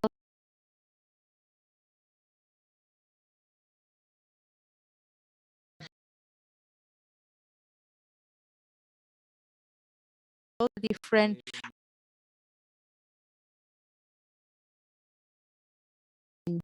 to move on to the proposals after this overview. So normally the government is more focused on formality and formal workers, right? They always said formal workers. And what happens with informal workers? What is there for the informal workers? Yes, they will get a bonus if you're a formal worker. You will get no less than 1,000 soles. Yeah, labor is on the agenda. Yes, employment focus on formality, but informal and independent workers, independent formal, are probably an issue that will lack of this social security. I believe that one of the problems is informality, yes, but more qualitative terms is the lack of social security. No insurance, no pension funds, no invalidity protection. The Congress, a newly voted Congress, and they're going through a review of regulations. There's this craziness of working days, 44 different bills of law under the Commission of Labor, the Congress Labor, but those are really impacting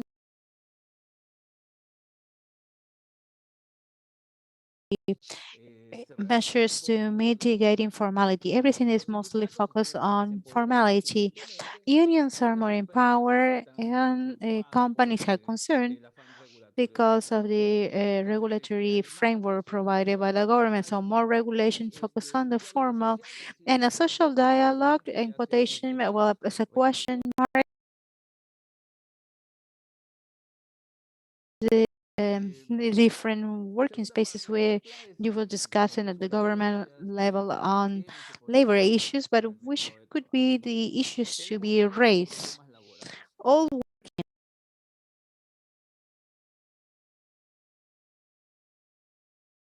labor issues. Now, insurance, we have realized health insurance, and normally the focus is on the formal and the big companies. No, the issues are basically in the SMEs, independent or freelancers world. A lack of social security is the ID should not be more important than the social security ID. So the government is focused on CIS or Pension 65, which are those different social programs. I mean, a system that we should all convene under the insurance. Health insurance is key. So this is probably one of the main challenges of this government. And huge informality, again, more the focus is on the between formal and informal employees. Which are the advantages to become formal? What advantages do they have in order to get an insurance? When the government lends you money, they don't care whether you are a freelancer, informal or not. Whenever the government provides specific practices, they work whether there's any sort of mortgage, but they do not care whether they have a social security lack of or a reduction of productivity. Maybe a Peruvian works 50% compared to a Chilean worker. Subsidies are important in emergency, yes, but if you want to work in a sustainable way, we need to work on technical assistance, professional capacity training, and so on.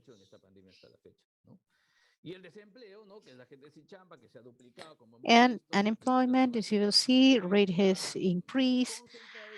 And it is mostly for some public temporary works, 1,000 workers. Let's say we comply with that value or number. That will not cover all informal employees, and it's temporary and not sustainable on time. And you think on training, reconversion. If we focus on mining and agriculture, you see here the values, especially in rural sectors, non-modern or probably more related to the different regions. Informality, of course, is larger than the agriculture rather than the mining. A larger amount, of course, a formal employee is well paid in the mining sector, but agro is at low level where you have more labor opportunities where mining is located. Moquegua is still probably productive area in the agriculture. You have medium impact of COVID, both have low special labor regime. You have a partial mining regime, and there's a special regime for agriculture. If we compare both. So what we believe the government should do? What is the purpose of the government? Which is a legacy? What do they need to do?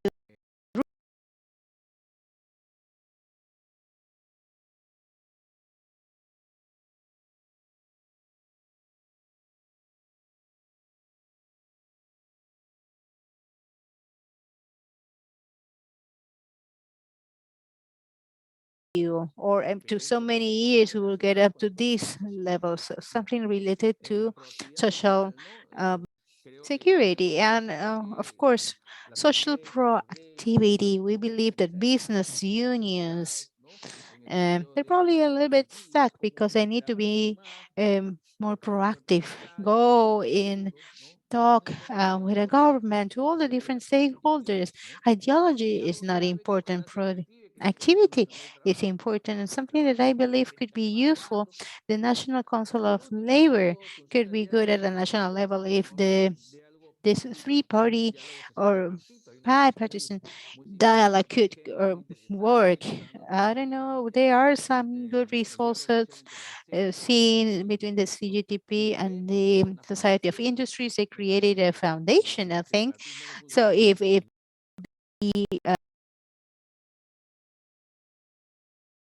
maybe at least bilateral conversations could take place.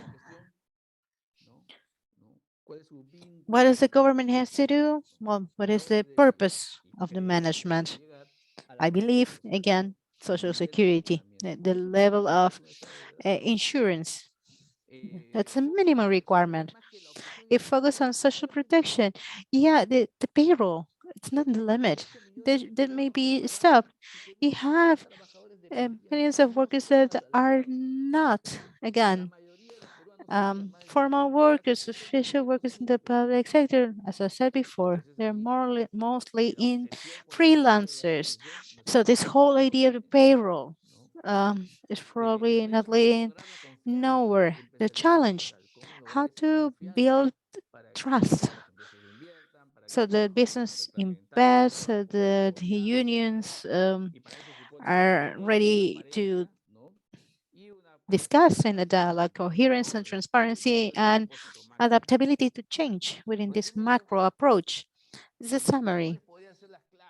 Would be the key aspects to consider within this social security management. So everything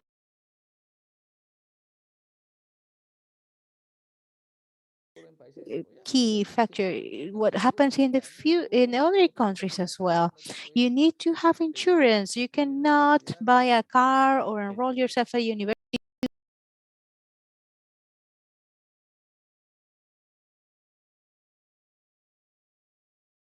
insurance. That's a persuasion. I always mention something. The safety belt on the car. No, it was not mandatory. When it became mandatory, some were complaining. Sometimes I myself do not want to use it because, but now nobody is complaining. You know, you need to wear your safety belt. How we got up to that level? How do we value the importance of that? Security about COVID will give us strong lessons, which is also important. Health crisis without social in health protection. What can we do? Social dialogue. I think conditions are there to use these tools. You have always three stakeholders: companies, government, and citizens. Technical approach. Ideologies have to just be set aside. The professionalism, or you need to have a headhunter, a company, people, specialists that have to look for the best professionals for main positions. Without technical expertise, the government and the country will not move on. Sustainable investments. Yes, it is important to work on different programs. Subsidies are okay.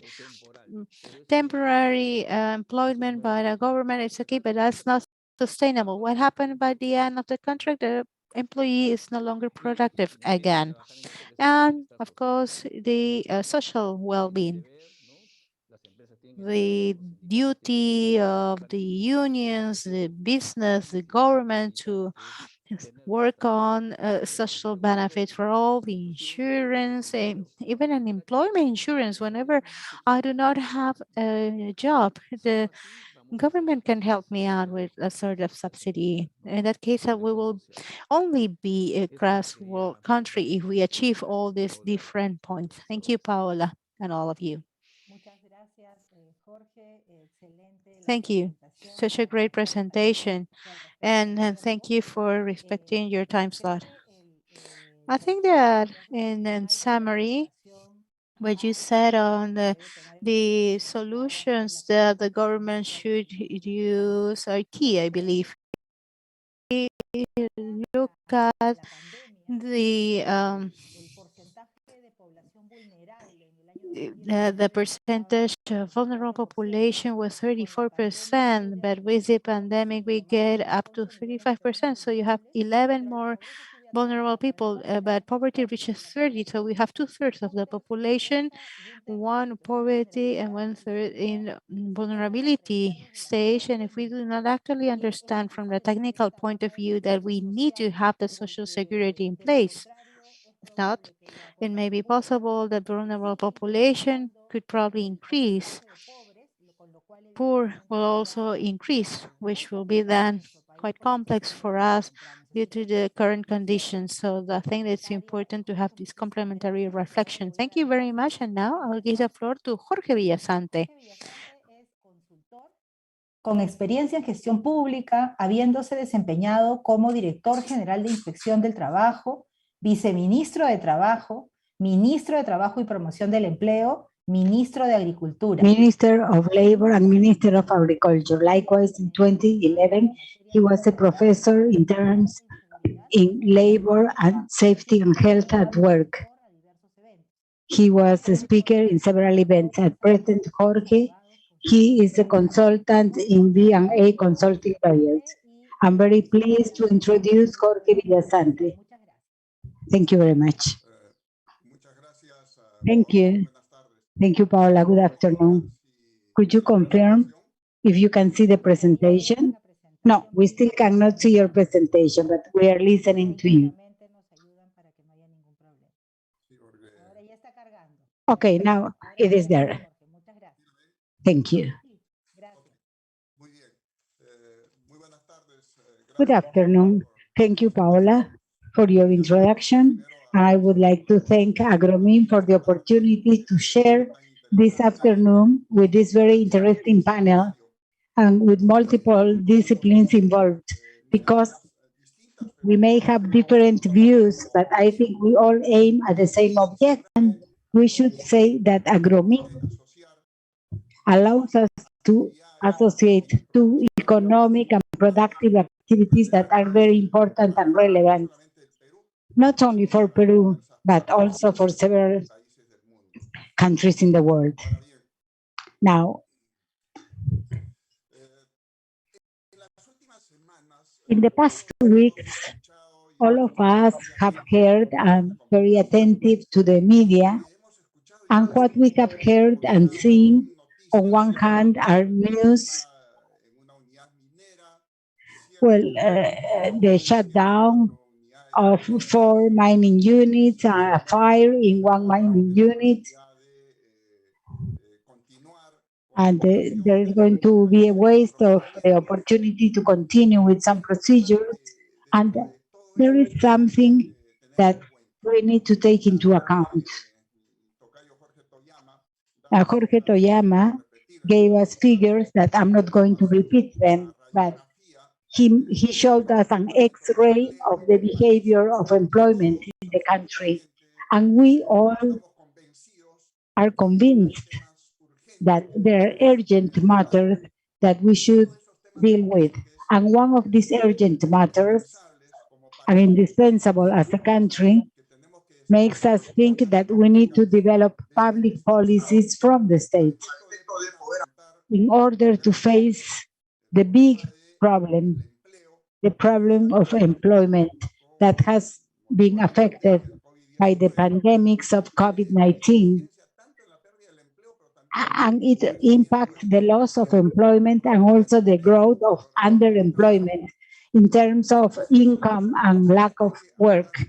We are aware that these problems need to be approached, because we should begin by thinking that the state should promote the conditions as provided by the Constitution, conditions for the economic and social progress, and work is recognized as a right. On one hand, the duty that the state has to develop mechanisms that will enable citizens to have access to employment conditions and the right that we have. So the first question is, how do we have the sense of urgency, we as people, we must think in the long history mentioned by a French philosopher. We could take into account decisions that we do not make today and eventually bad decisions made by the decision makers and the public managers. This will generate consequences. Paola already made a comment. We all know in the final presentation, I'm sure we're going to have more relevant data about this. And that is that poverty has increased in Peru because the dividing line between poverty and extreme poverty is fragile. And situations like the ones we are suffering, unfortunately, lead to those who had overcome poverty are returning to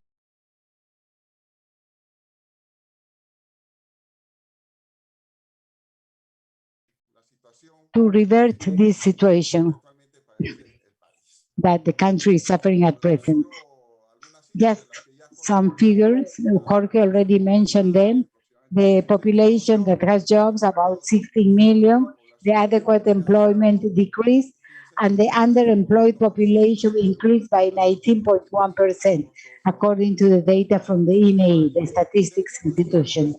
We should be aware that when we talk about the fundamental topic that is employment, we should think as a country. What do I do from the state for people to have the resources that will meet their needs for food, health, education, transportation, access to technological means? So the question is, do I meet those needs with social programs? Or maybe to think in more active public policies to generate employment and opportunities that will allow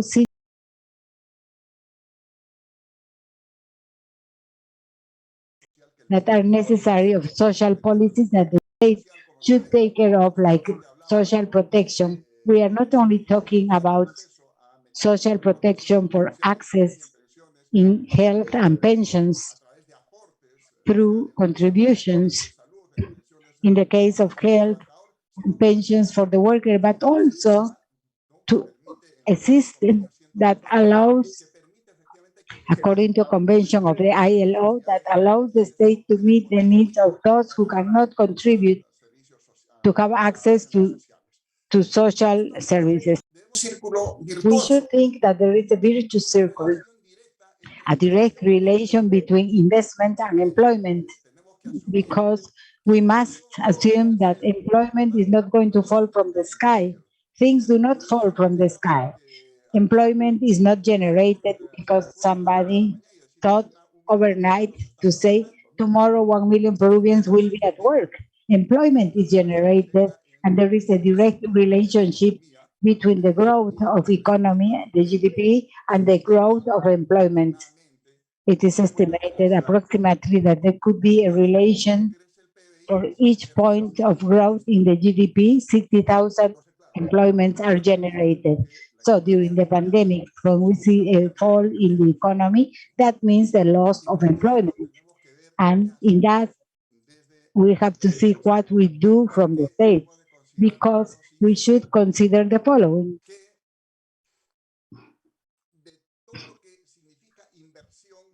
Out of the general investment to generate employment, to execute projects and public works, 80% of the investment is generated by the private sector, 80%, and also the employment.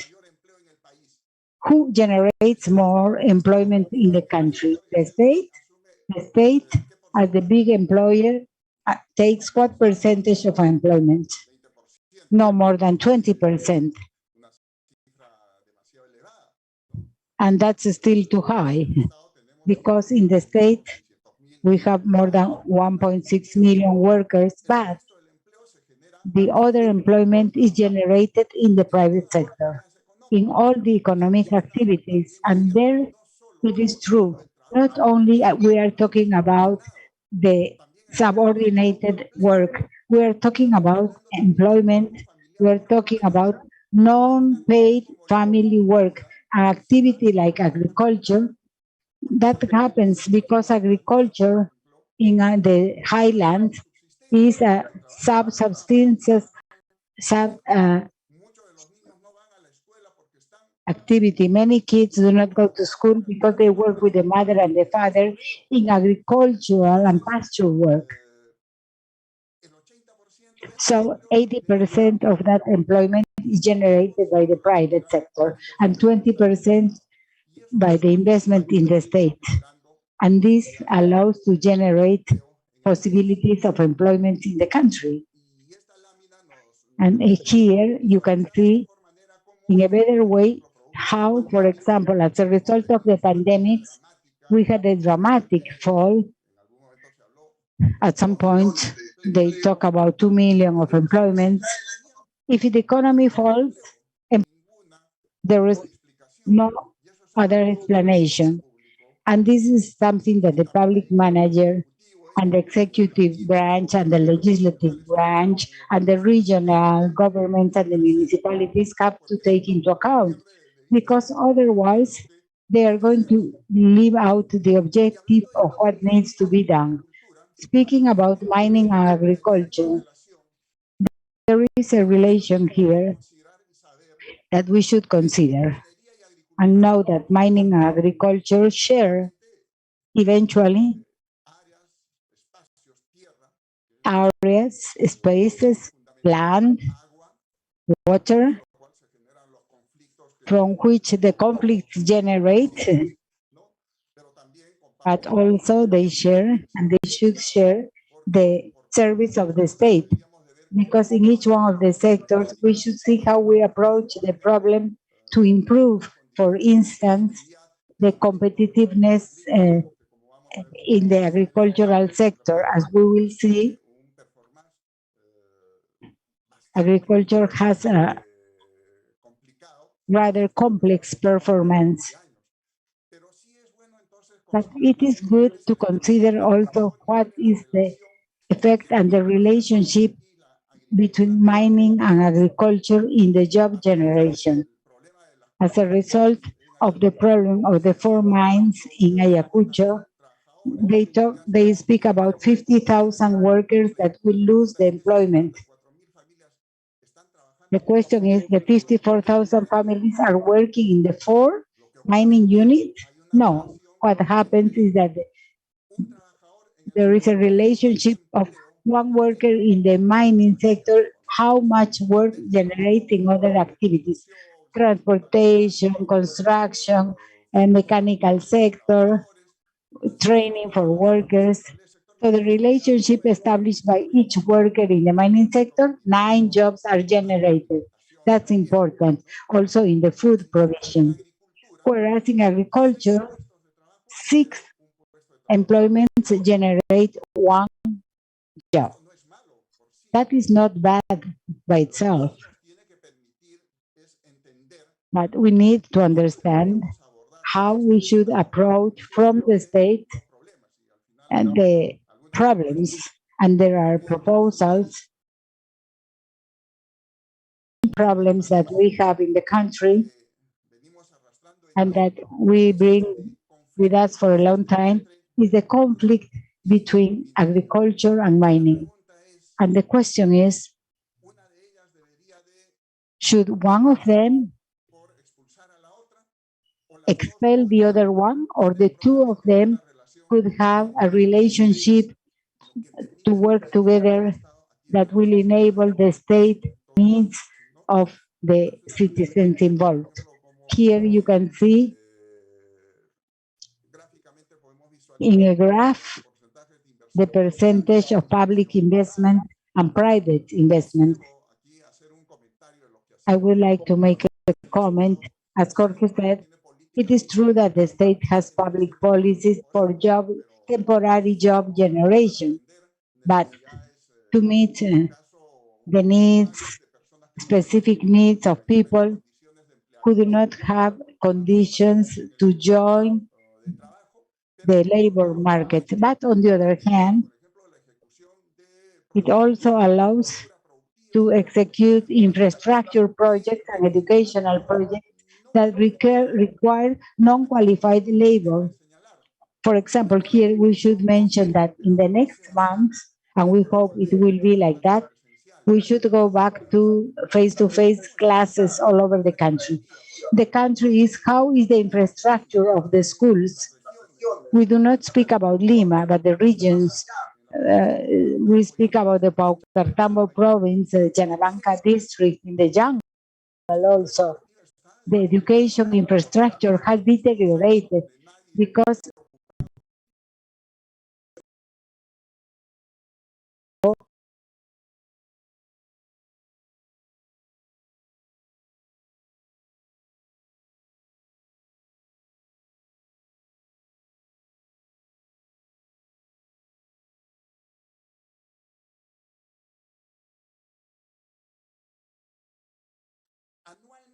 that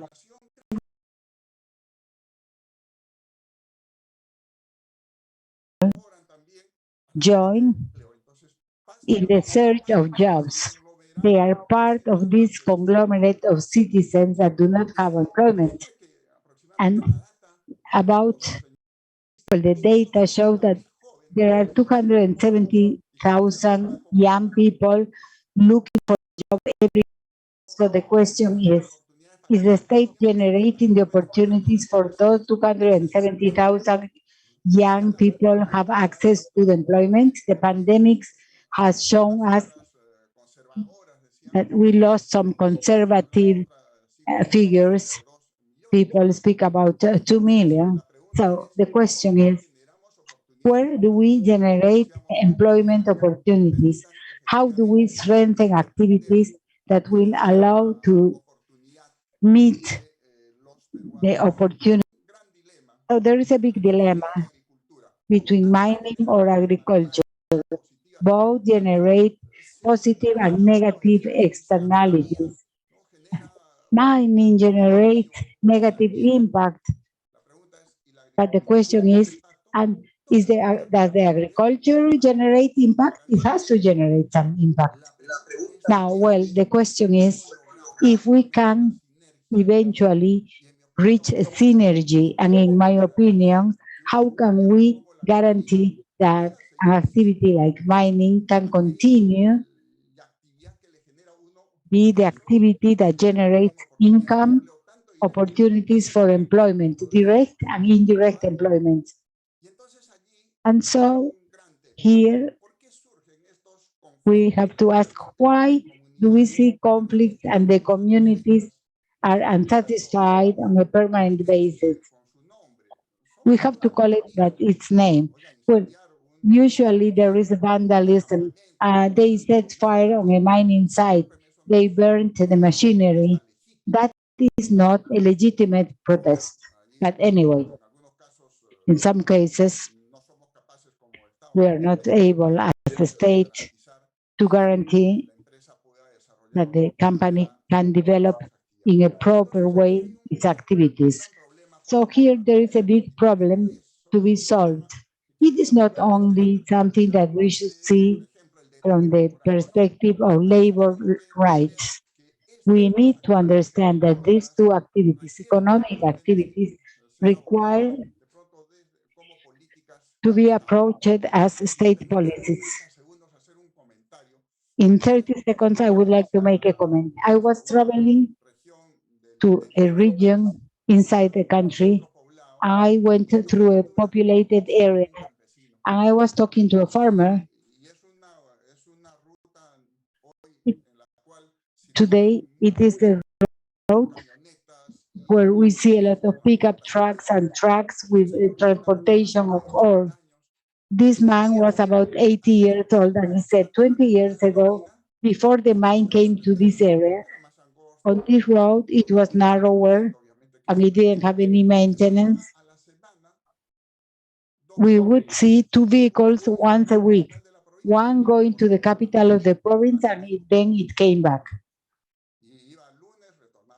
It went on Monday, it returned on Tuesday, it went to the province on Thursday and came back on Friday. But he said today I cannot work, I cannot walk because there are no signs on the road and the vehicles generate dust. So this man was very upset. And he said, that's the result of the mine. I cannot walk. I used to walk a lot with corn because now there are many cars and there is a lot of dust. So we need to understand the life of those people have changed. So I think, and I want to emphasize in this presentation, is that how should we look from the state to face these problems? Enrique Gersi, in a presentation made in a university in Guatemala, asked, what is the difference between the owner of the soil and the owner of a soil in Peru in a native community?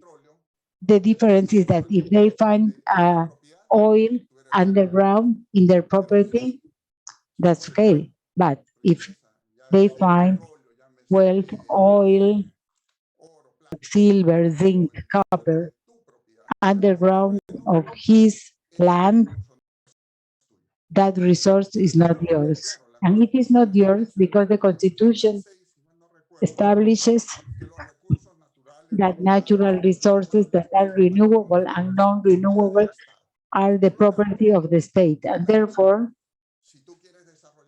if you want to develop an activity like mining, you have to ask for a permit and the right granted by the Ministry of Energy and Mines, a mining claim, the steps in order to start exploration and then exploitation. You have to reach an agreement with the owner of the soil.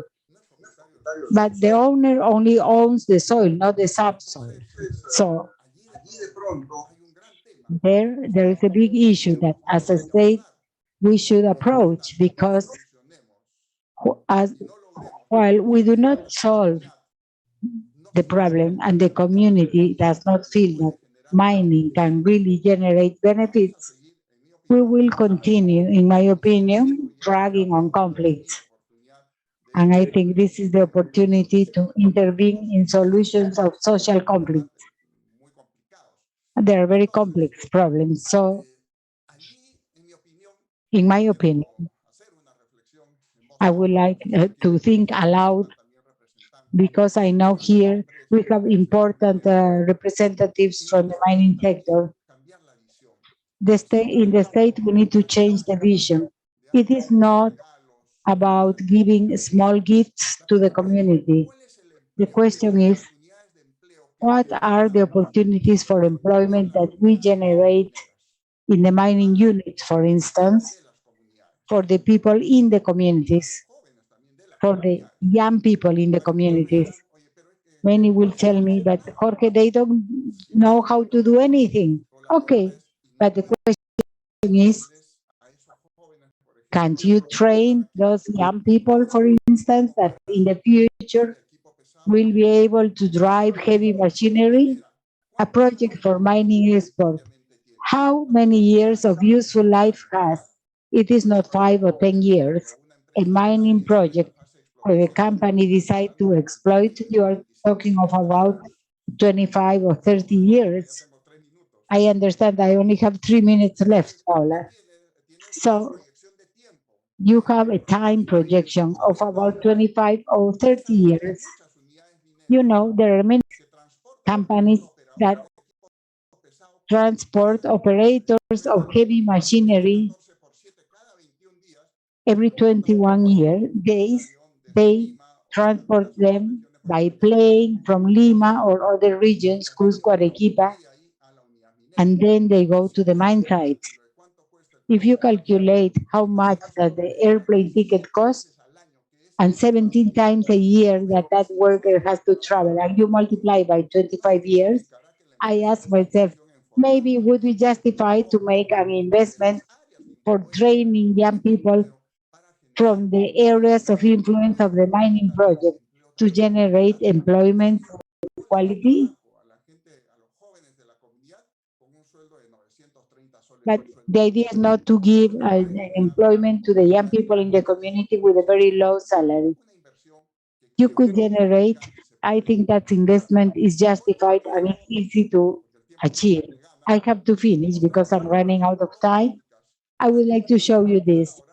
This shows the labor productivity and the participation in the total employment. Mining has a high participation in employment, but the participation in direct employment is not as relevant as agriculture. In agriculture, it's on average 33% of the economically active population. Obviously, the productivity is low. So how can we make these indicators to have a different performance? And there, I think that from the state, it is necessary to develop actions to industrialize and to improve the conditions of productivity in the field, which, as a matter of fact, the mining entities need food. And this food cannot be provided by the communities. I know we have to standardize production in order to have suppliers that will meet the expectations of the mining activity. In general, I think it is about looking for better employability conditions in the areas of influence. I think there is an important space for a synergy between agriculture and mining. If we are not able to make these two activities to continue contributing to the development of the country by generating employment, we are going to have problems in the future, especially for the new generations. Thank you. Muchísimas gracias, Jorge. Y Thank you, efectivamente, Jorge. And we would like to thank you for sticking to the time. Well, you have mentioned two very interesting topics, among others, which are linked to the generation of permanent and sustainable jobs. In this dichotomy that we see in agriculture and mining, especially in recent times, it has gotten the attention because of the situation in our country. Expectations with regard to some messages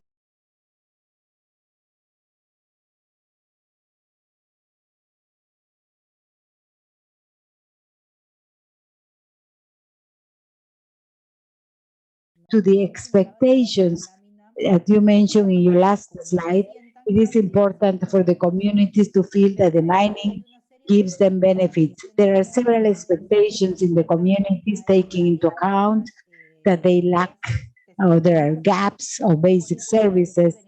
You gave the example of education infrastructure. How are the schools in those areas where there is mining activity and where from the national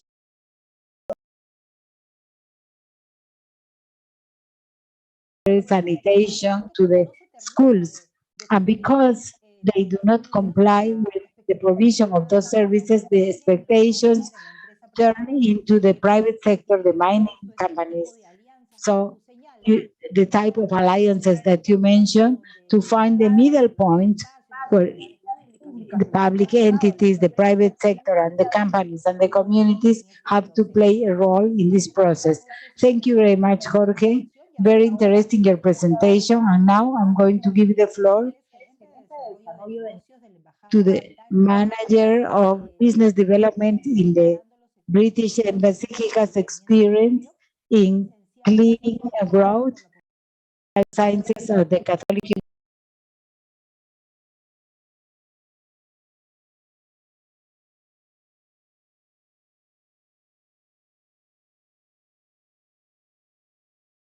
yo voy a prender mi cámara como señal de alerta. Muchas gracias. I will turn on my camera in order to let you know that you have reached the 25 minutes. Thank you. Thank you all. And thank you for the previous presentations of the two other Jorges who precede me. I think it's been quite interesting and that will be great for us. I'm representing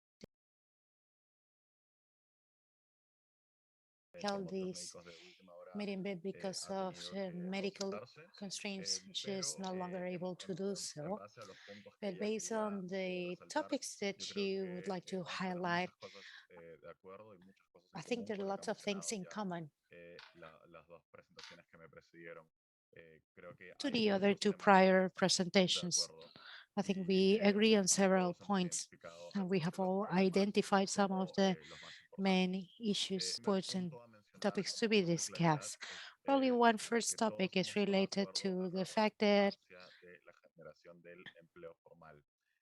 creation of formal jobs. Due to the pandemic, we have noted that this was needed.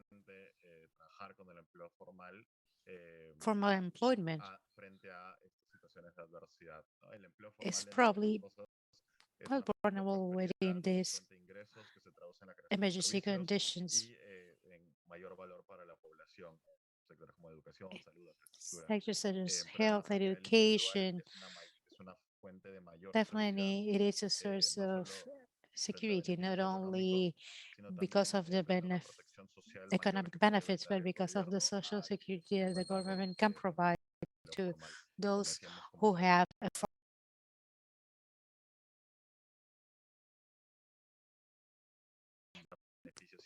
difficulties identified for those who do not necessarily have a formal job or position, which was hard to share benefits with them.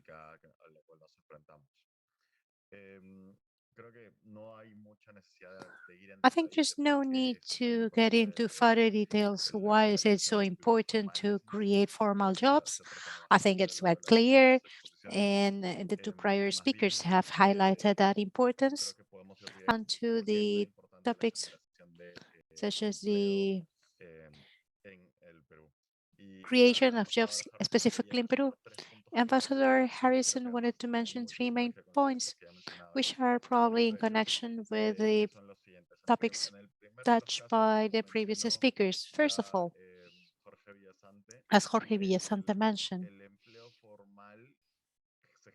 formal employment is mainly created via the private sector and big investments.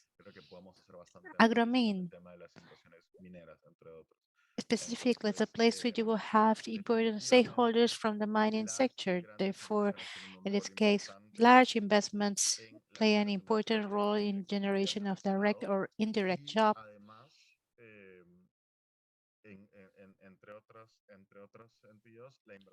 Moreover, foreign investment is also playing an important role in Peru. The UK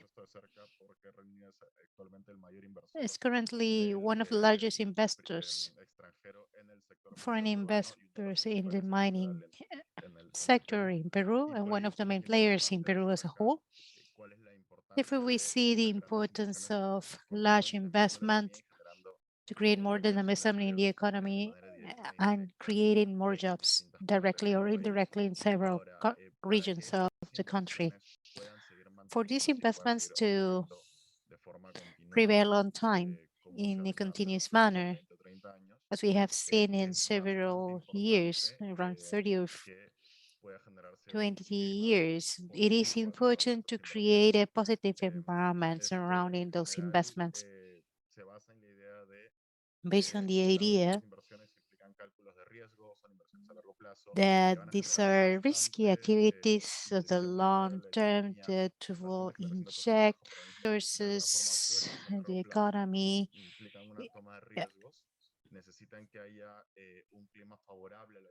A positive environment is required that can ensure stability so that large capitals can understand that macroeconomic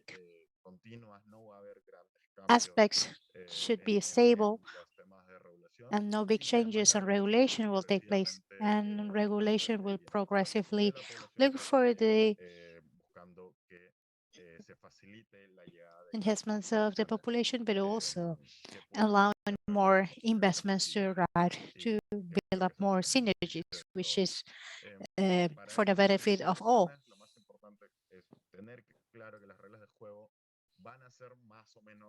Large investors should have clear that there are no big changes in initial projections for projects, and the assessment of risk could take the whole process along the useful life of the projects.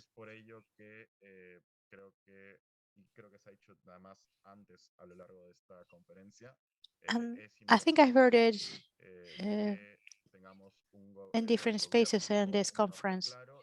It is important to have a government with a clear goal and objective, especially for the sake of the macroeconomic stability, the rules of game, and changes that will we welcome. No, and those changes have to be discussed with the different stakeholders involved to involve also the private sector the best as possible under these conversations. Business, government, and civil society should work together and not being seen as competitive stakeholders that will be felt being put on stakes so that the horizons and from the government be clear so that companies keep on working and making big decisions for the country as we have seen in the past 20 or 30 years. Better planning, joining forces on these large projects have to be seen also in a holistic approach to see the benefits for all, not only for the company, but for the societies to create better grounds for job creation as well. We see a great potential at the mining and agricultural sectors for a sustainable growth, not only through the benefits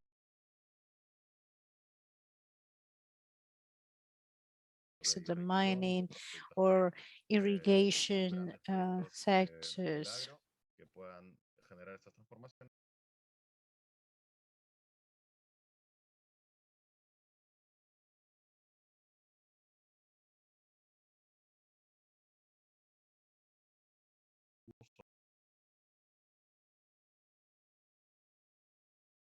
Created via these economic activities so that the investment of the resources will come closer to the local communities so that progress that in theory is created to these large projects is actually felt in the communities. A recent example is the platform we launched we saw launched few weeks ago, a collaborative platform for the regional government of Moquegua, a platform together with the regional national government and the mining company. It's a good example where large investments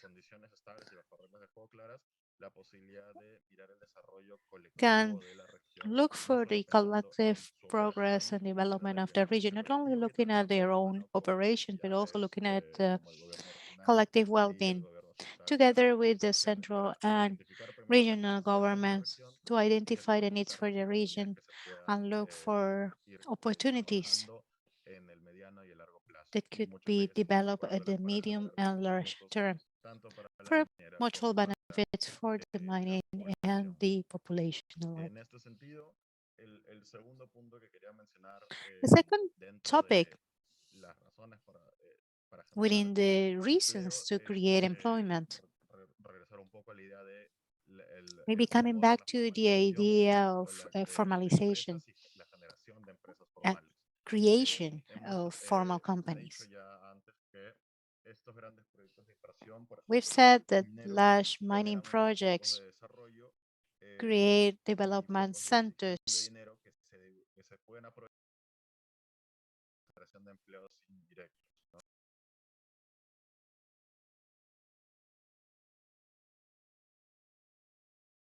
it's a great potential.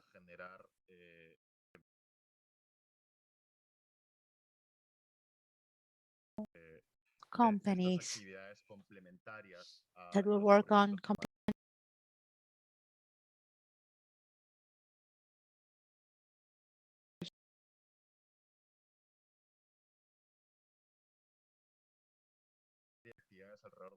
there are different activities and services surrounding the mining site, restaurants, entertainment, etc. But these activities are not necessarily formal due to the demand.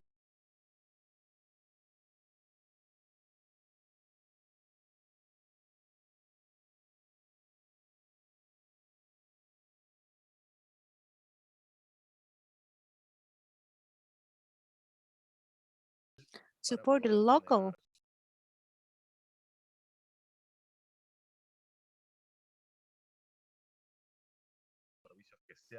sustainable solutions to provide a service needed as indirect employment possibilities to become profitable, formal, creating profits and income at a short run and be able to become when the useful life of a project ends can redirect the activities to other needs at the end of this cycle. So the useful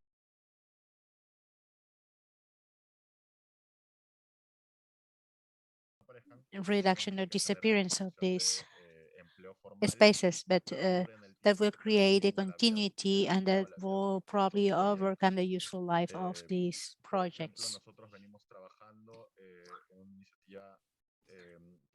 We've been working on Partnership for Forests. It is an initiative where we indigenous communities sustainable trade that create resources for communities, work together with the companies for the distribution of the products and goods nationwide. We can thus create more sustainable trade within the communities themselves so that we can keep those activities throughout the time and to get into specific opportunities later on.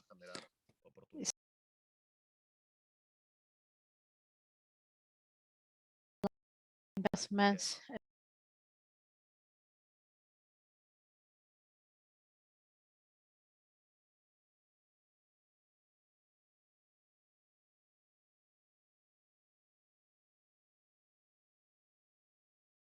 but also it is not only social and economic benefits, but also security that cannot be achieved throughout informality. Formal companies should get benefits, but if they're formal, they could probably get support from the government to continue and to direct the economic services towards other projects. So government plays resources, mining tax resources so the development actually arrives the places surrounding the areas of influence. Through these resources, we could help to create more formal jobs in the region directly related to the activity. Way beyond the direct employment that you've heard already from, which is also significant in numbers, but indirect job creation could be supported by the government to get more benefits. And ideally have from the population, if there's a translation to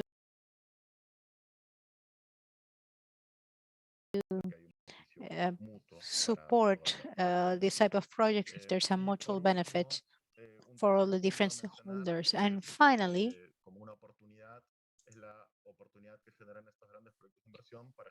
the opportunity to create or train staff, which by Jorge Villasante. Hablamos de la generación de mano de obra calificada, instruida para distintos proyectos, ¿no? Esto consiste en desarrollar las habilidades correctas. Need to work on the developing of new ideas for the new spaces for direct investment that could benefit the population.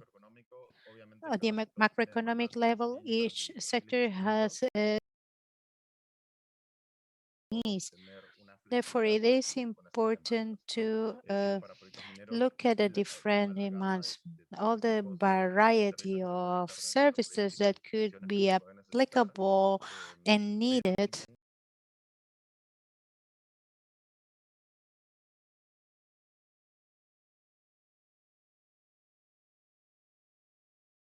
areas as well, so that again, those services could also provide it beyond the useful life of the project or mine, so that they could be relocated in other projects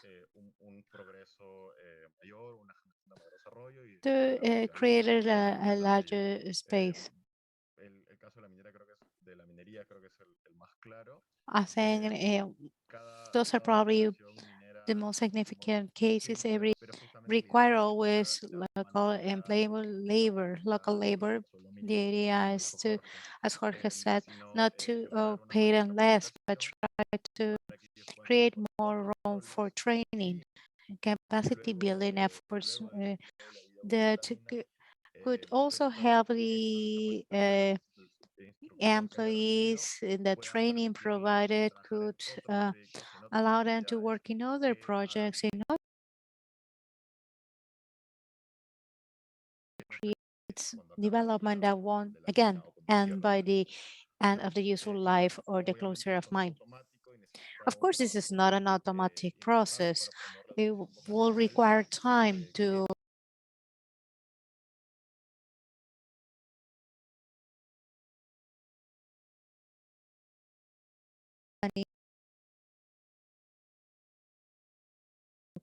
include these efforts.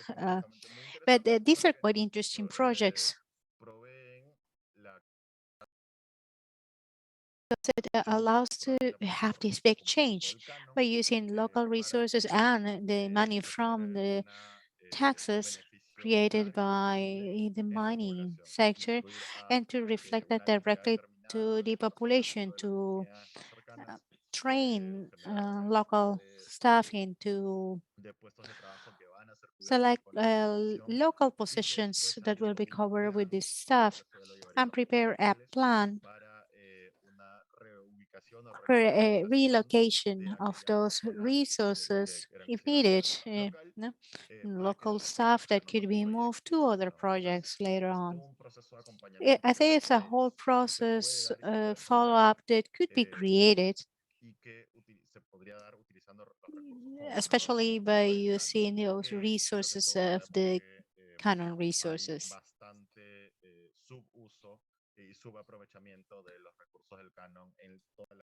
So the uses of the canon at all these different stages, in all the different areas could be useful, but different mechanisms,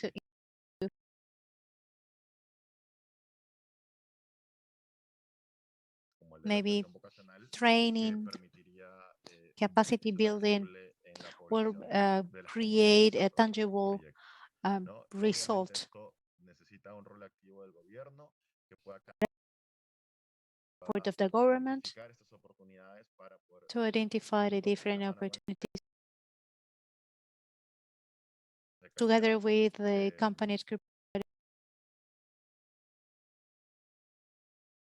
pero creo que hemos visto mucho que tendría que fortalecerse la capacidad estatal, la capacidad de ejecución Capacity de los building gobiernos and locales. execution Eso and yo creo management of local que es governments parte should del also centro be de la agenda strengthened. And that's also minera part of the de big desarrollo debates that we sostenible, ¿no? Cómo currently have fortalecer la within capacidad de las different comunidades locales para mining projects, how to para que puedan enhance the tomar decisiones capacities que at the local se level to refiere fulfill a the sí needs misma en vez de a los gobiernos locales, y a través de esto buscar cómo and hacer try que to realmente how instalaciones mineras, can even estos after gobiernos locales tengan ya la closure of capacidad mine, instalada you could para have poder seguir install ejecutando capacities needed mejores proyectos, to mejores obras, keep on incluso ya una vez que working ya no in requieran other el canon minero. works or sites. Entonces, esa es toda una gran discusión que creo que los So this participantes is podrán still a big por comentar también, discussion, pero que definitivamente creemos que da but for muchas sure we believe that posibilidades, ¿no? it El opened up generar lots of capacidades opportunities, tanto en los gobiernos nacionales como para capacity building at the fortalecer la regional capacidad level de educación vocacional en la población, dan las oportunidades de que se dé este salto hacia will adelante allow y this se trascienda algunas step barreras forward que no se that will aprovechen exceed al the máximo possibilities la to inyección take de dinero advantage y of la inversión que the se le da a estos investment and the proyectos durante la resources vida of the o más projects bien lo que during the ocurre useful life es of a una project. vez que acaba el Sometimes, proyecto minero once the project o el ends proyecto de inversión, or investment esta inversión projects, digamos que that desaparece investment y las disappears comunidades quedan and then casi como communities estuvieron antes are de left like they entonces were puntos clave que before.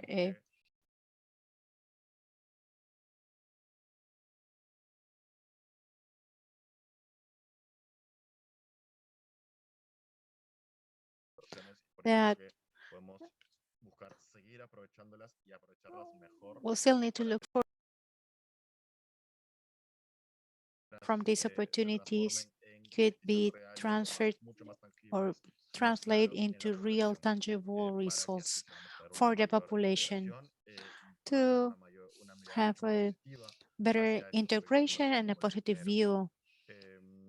Entonces, bueno, de nuevo Uh, quería dar las Again, gracias a thank Agromin you, por Agromin, for the permitirnos invitation, for compartir allowing us, y a todos the los que embassy, han for participado en este participating panel in por sus bastante this interesantes presentaciones. section. Muchas gracias. Thank you for your interesting Muchas presentations gracias, as well. Giorgio. Thank you, Giorgio. Interesante la presentación y los tres Such puntos an que interesting ustedes proponen. discussion, interesting Yo creo to que en la also mirada de lo look at the último que acabamos de different señalar points that you sobre presented, la Giorgio, oportunidad especially para on the fortalecer opportunities to capacidades en strengthen la población local. capacity Ahí building contribuiría con esta capacidad de sessions that gestión will de los probably gobiernos link to locales the para ejecutar mejor los capacities recursos, of pero también hay un reto enorme con las regional governments, but universidades, ¿no? also Cuando the link hablamos de with the temas de universities when formación, we refer to de repente ahí qué rol están jugando definitely las universidades también con esos the recursos role que of les llegan universities de with otras those actividades, en resources, este caso mineras. in this Y case, lo segundo que tú has mining resaltado de resources. manera And enfática another point es that you que es also importante la mentioned, generación de empleo sostenible the y importance of permanente, sobre sustainable, todo que permanent trascienda la vida útil de los proyectos, en jobs este caso that los go proyectos mineros. beyond the Creo que life of eso mining projects, sería projects in sumamente general. But importante, sobre todo this is Giorgio, also porque de so esta manera no important to pasa test it so esto que that it acabas de señalar, does que not termina la just vida simply útil y finalmente states las comunidades regresan words and al momento anterior a committees go desarrollar. back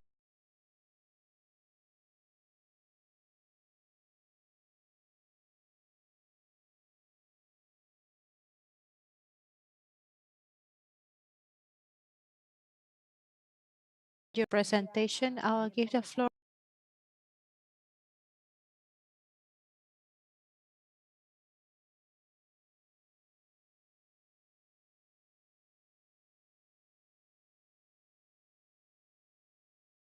more than 25 years of professional experience. He's been lead of socioeconomical research on and COFIDE, Aeroconsul, IRC, and JICA, MEF, and Swisscom consultant. He has been a professor of the Agraria University and Cayetano Heredia University. He has published several articles and books on regional integration, environment, and development. He's currently working as an executive director of the research consortium. He is also publishing in Gestión. Javier, welcome. You have 15 minutes for your presentation and comments. Thank you. Paola, por esta introducción y también muchas gracias a Agromin por la oportunidad de compartir con ustedes unas reflexiones. Voy a compartir la pantalla para poder presentarles una breve presentación, para la redundancia. I will make a brief presentation about the structure of the employment market and the recent evolution of employment in Peru. I work in the Consortium of Economic and Social Research,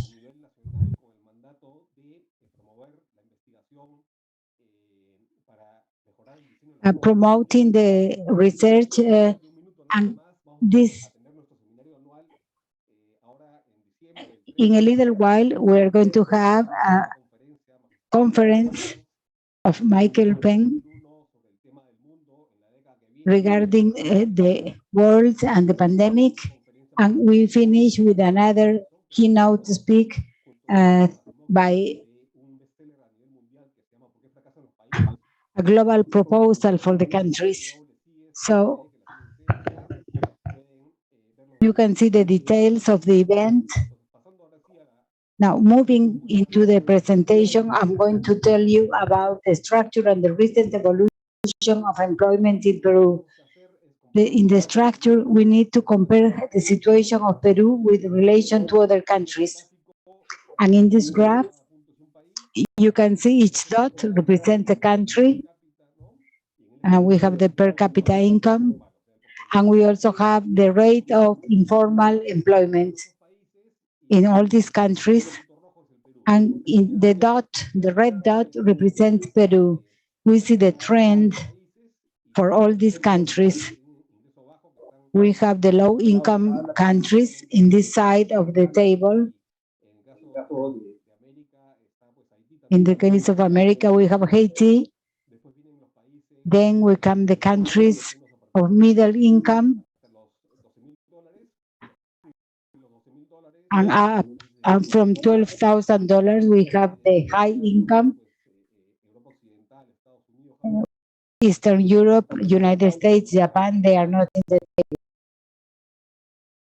It's almost zero in those countries.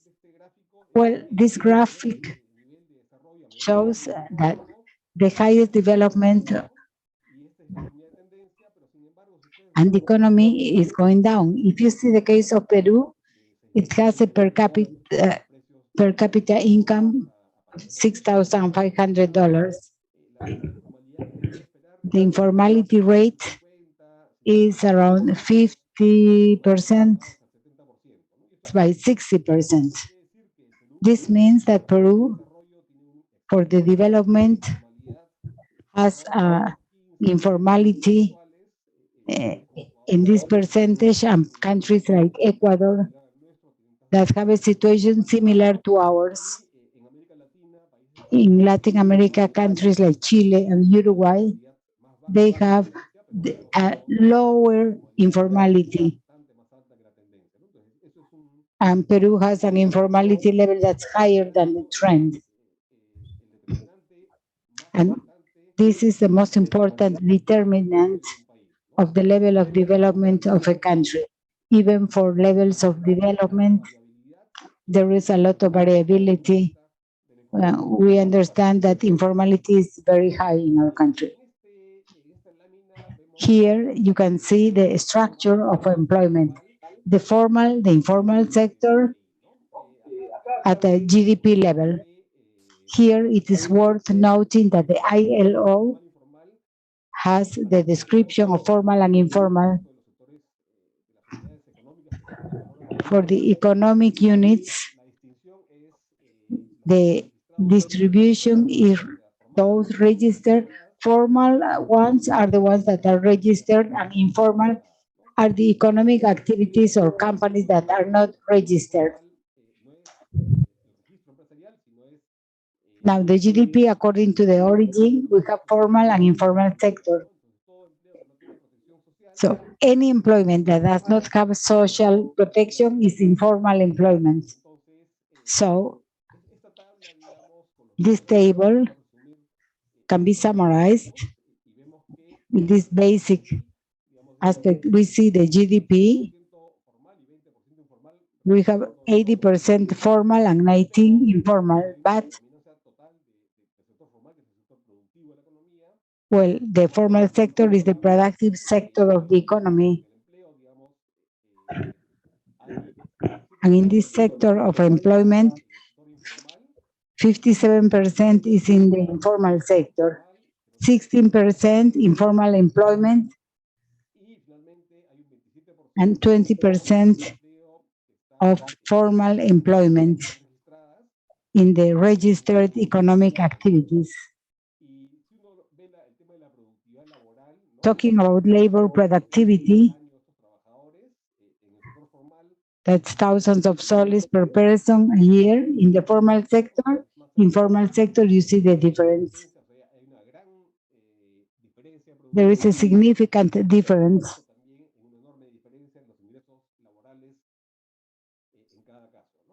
And in each case, we see a significant difference.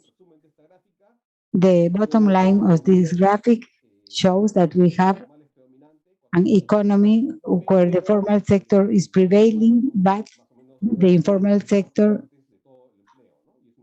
form part of the whole employment. This is like having two sectors in the economy.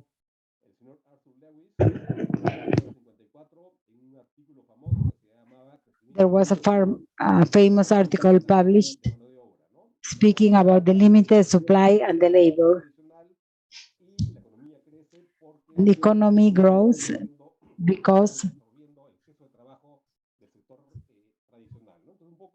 there is an excess of labor in the non-traditional sector.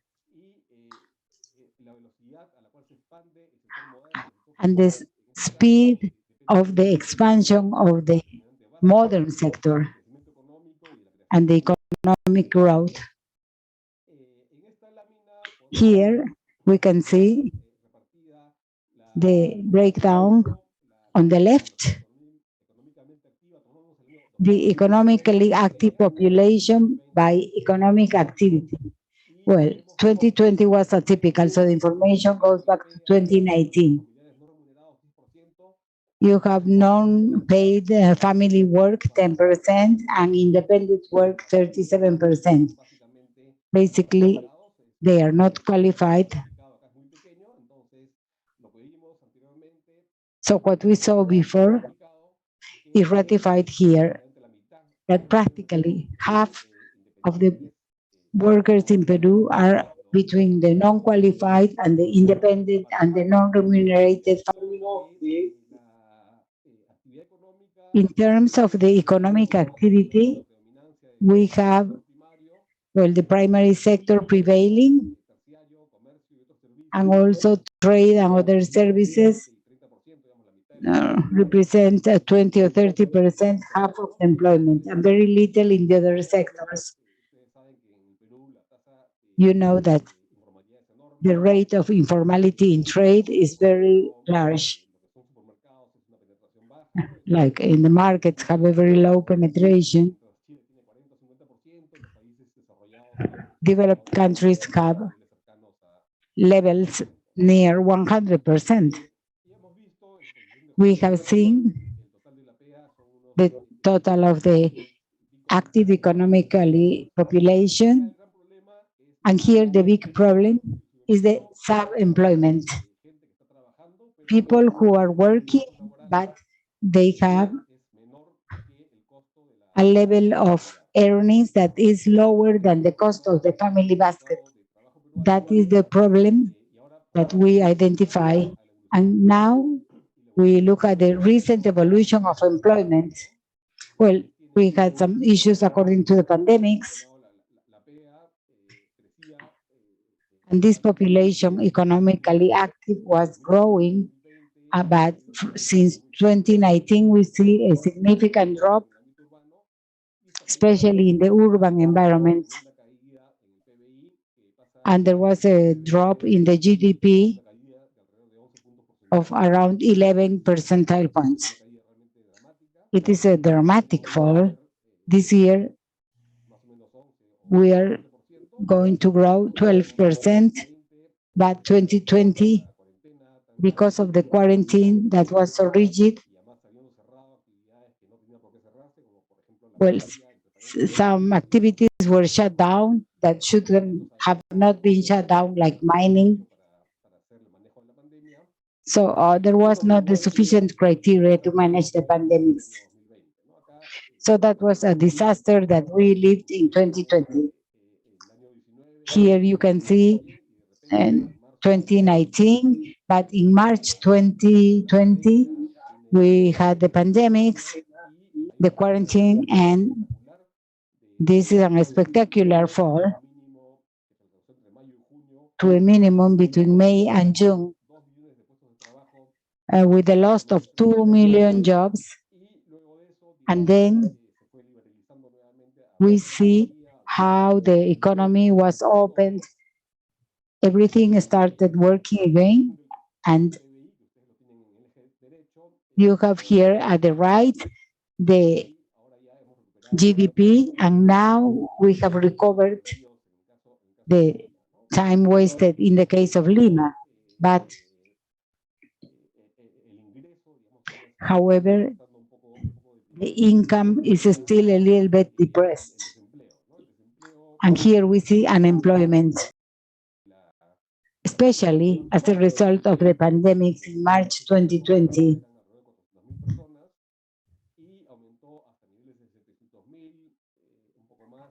Well, this increased up to 1,700, and then we see a drop again, which is lower than what it was at the beginning of the pandemic. In October 21, we see a difference compared to March 2020.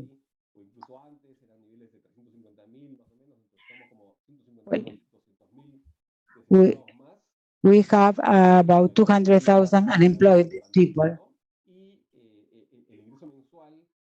And the monthly income, well, we had an income amount around 1,800 soles per person, but it fell to a minimum level of 1,600 in October.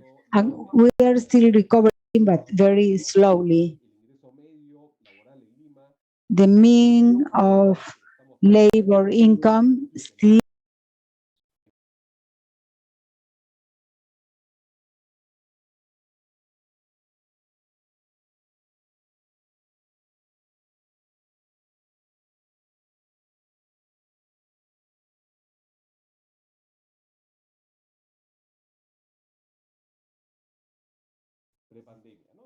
before the pandemics. So as a conclusion, I would like to say that the culture of the labor market in Peru, it's dominated by the informal sector. The lack of productivity is significant, and the main determinant is the level of economic development. But in Peru,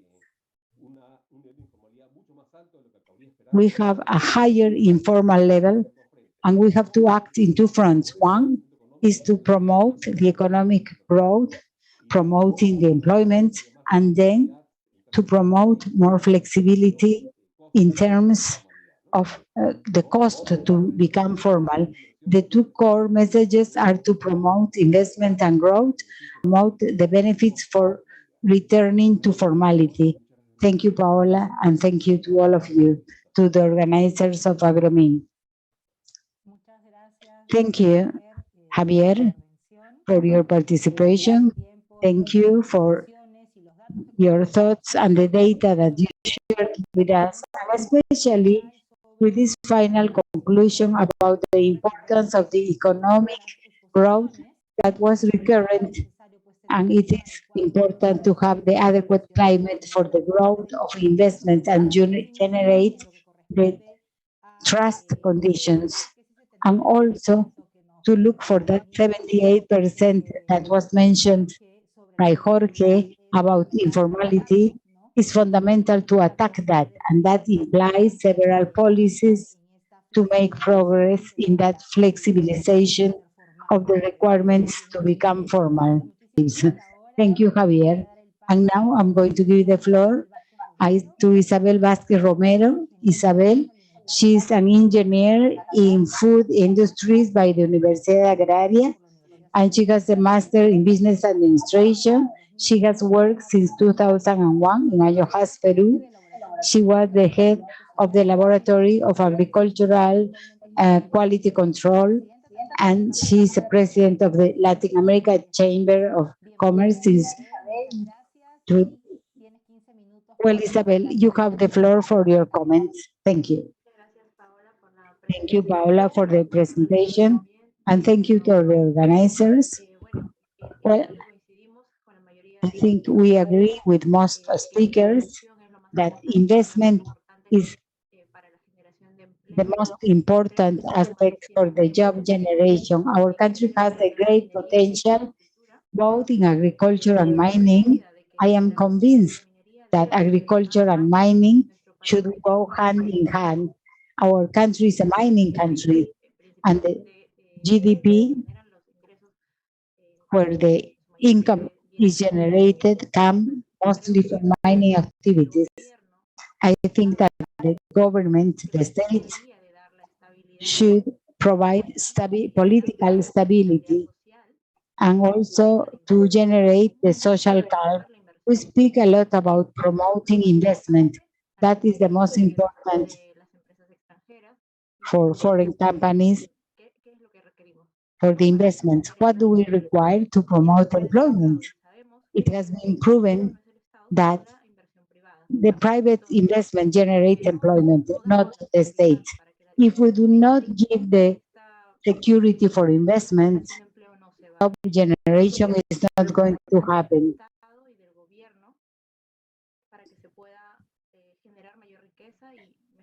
Well, it is in the hands of the state to generate more wealth and better conditions for our population. I think that in the agriculture sector, there have been changes last year regarding the minimum wage. Minimum wage should be regulated automatically because if there is more investment, there is more demand of labor, the salary should increase. Like in blackberries, the salary amounts to 3,000 soles. That is because of the presence of the labor. In mining, the situation is similar. Salaries are much higher than the minimum wage. I think we should replicate what is happening in developed countries and to provide all the facilities for investment, to provide the conditions. In our country, there is a huge informality. And at the root causes, well, the problem should be looked at by the Ministry of Labor, and the conditions should be given supporting the formal workers and the independent workers that are providing informal jobs, and therefore they do not have any insurance, they don't enjoy any type of benefit. And we saw that during the pandemics. When they wanted to give social incentives, there was not a list of workers. In that moment, many small companies wanted to become formal, but it was a little late to provide the timely help. In that sense, I think that there is a lot of work to be done, and I think it's very important to generate this type of conversations and to promote the formal employment in the long term. In terms of mining, the place where the mine site is located, there are temporary jobs generated. Training is very important. Education to the workers and to the children of the workers, education with quality, in hand with the new trends of technology. The world has changed. Suddenly, with pandemics, we had a 180 degrees change. We see that the demand in technology and the graphic design in the cloud increased.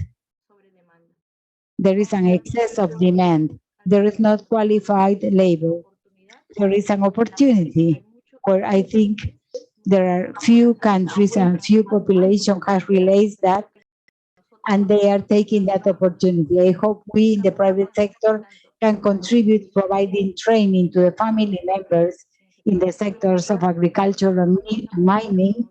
We are at present promoting in the company to train the children of our workers in these short careers that take from 6 months to 1 year for information technology in many cases in the field in remote areas. They are not aware of these opportunities and the opportunities are lost. So we are giving them the information of what is out there, the resources.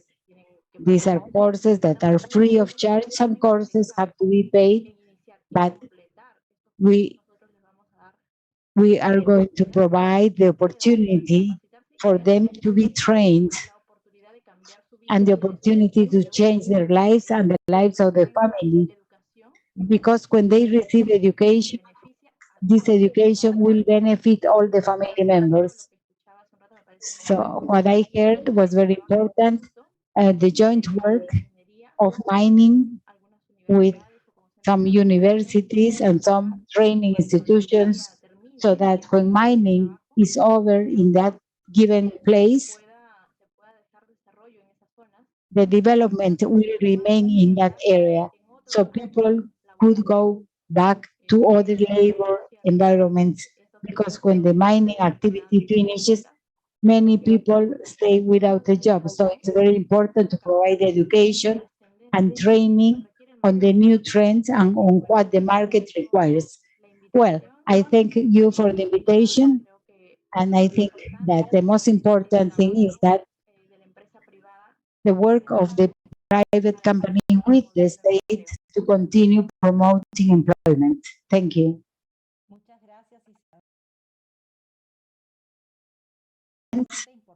I think it is very important to look at the entrepreneurial sector.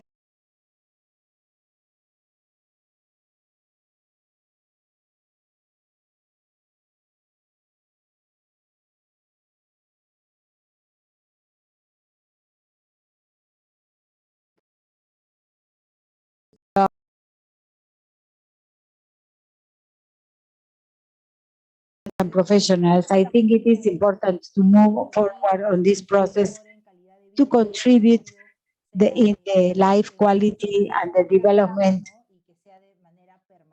for a permanent aspect. You also mentioned about the role that in the formalization process, the Ministry of Promotion of Employment, because as it was mentioned before by Javier and Julio, and you have also highlighted the role of these two entities, we need the incentives to be generated to make progress in the formalization process. Thank you, Isabel, for your comments. Thank you to panel members and speakers for your participation, and to thank those who are following us on a permanent basis. I know that time sometimes is limited, but I thank you very much for meeting the timelines, and I ask you if you can open your turn on your cameras, because there is going to be a picture taken on this very interesting gathering that we had today. Thank you again. My special thanks to the organizing team for the invitation to be part in this very interesting space of employment as an indispensable topic in our country. Thank you very much. Gracias, doctora Bustamante. Thank you, Doctora por Bustamante, for leading this very interesting blog, and also to the speakers and to the panel members. We ask you for a big smile to capture this moment and to have the picture taken for the protocolar picture. Thank you very much for your time, your agenda. We know that everybody is very busy, and we like to thank you all for joining us today. In another topic that is extremely important, that generates a separate event like the employment generation, imperative and indispensable. Ladies and gentlemen, we have reached the end of the first day of this second Agromin 2021, where we have heard the voices from the national scope, the international scope, the speakers that accompanied us regarding the opportunities in the face of the changes in the world. Topics like mining and agriculture 50 years from now, climate change, water management, and the generation of employment, imperative and indispensable. We thank you for your presentations and for your contributions and your comments from the panel members, and of course, we thank each one of the moderators for leading these blogs that were so interesting. We are going to end here, but first we would like to tell you that tomorrow at 9 a.m. we are going to begin a new day of work with two big topics. We will have the successful responses, the territorial development and economic corridors will be the big topic in the morning. We will have speakers that will speak about territorial development, the remediation of landscape, water harvesting and management. And in the afternoon, we will have the competitiveness for agriculture and mining, the mining law, and the second agrarian reform, and the development of suppliers and technology suppliers. This will be discussed by outstanding speakers at national and international level, and obviously the panel members that will accompany us. The idea is that on Friday we will be able to have an agenda with big development of big proposals, big opportunities that we have for mining and agriculture, understanding that they can live together and it is necessary for them to live together in Peru. Thank you to all of you for accompanying us, and remember that tomorrow 9 a.m. sharp we will wait for you in the second day Agromin virtual platform. Thank you very much. Good evening.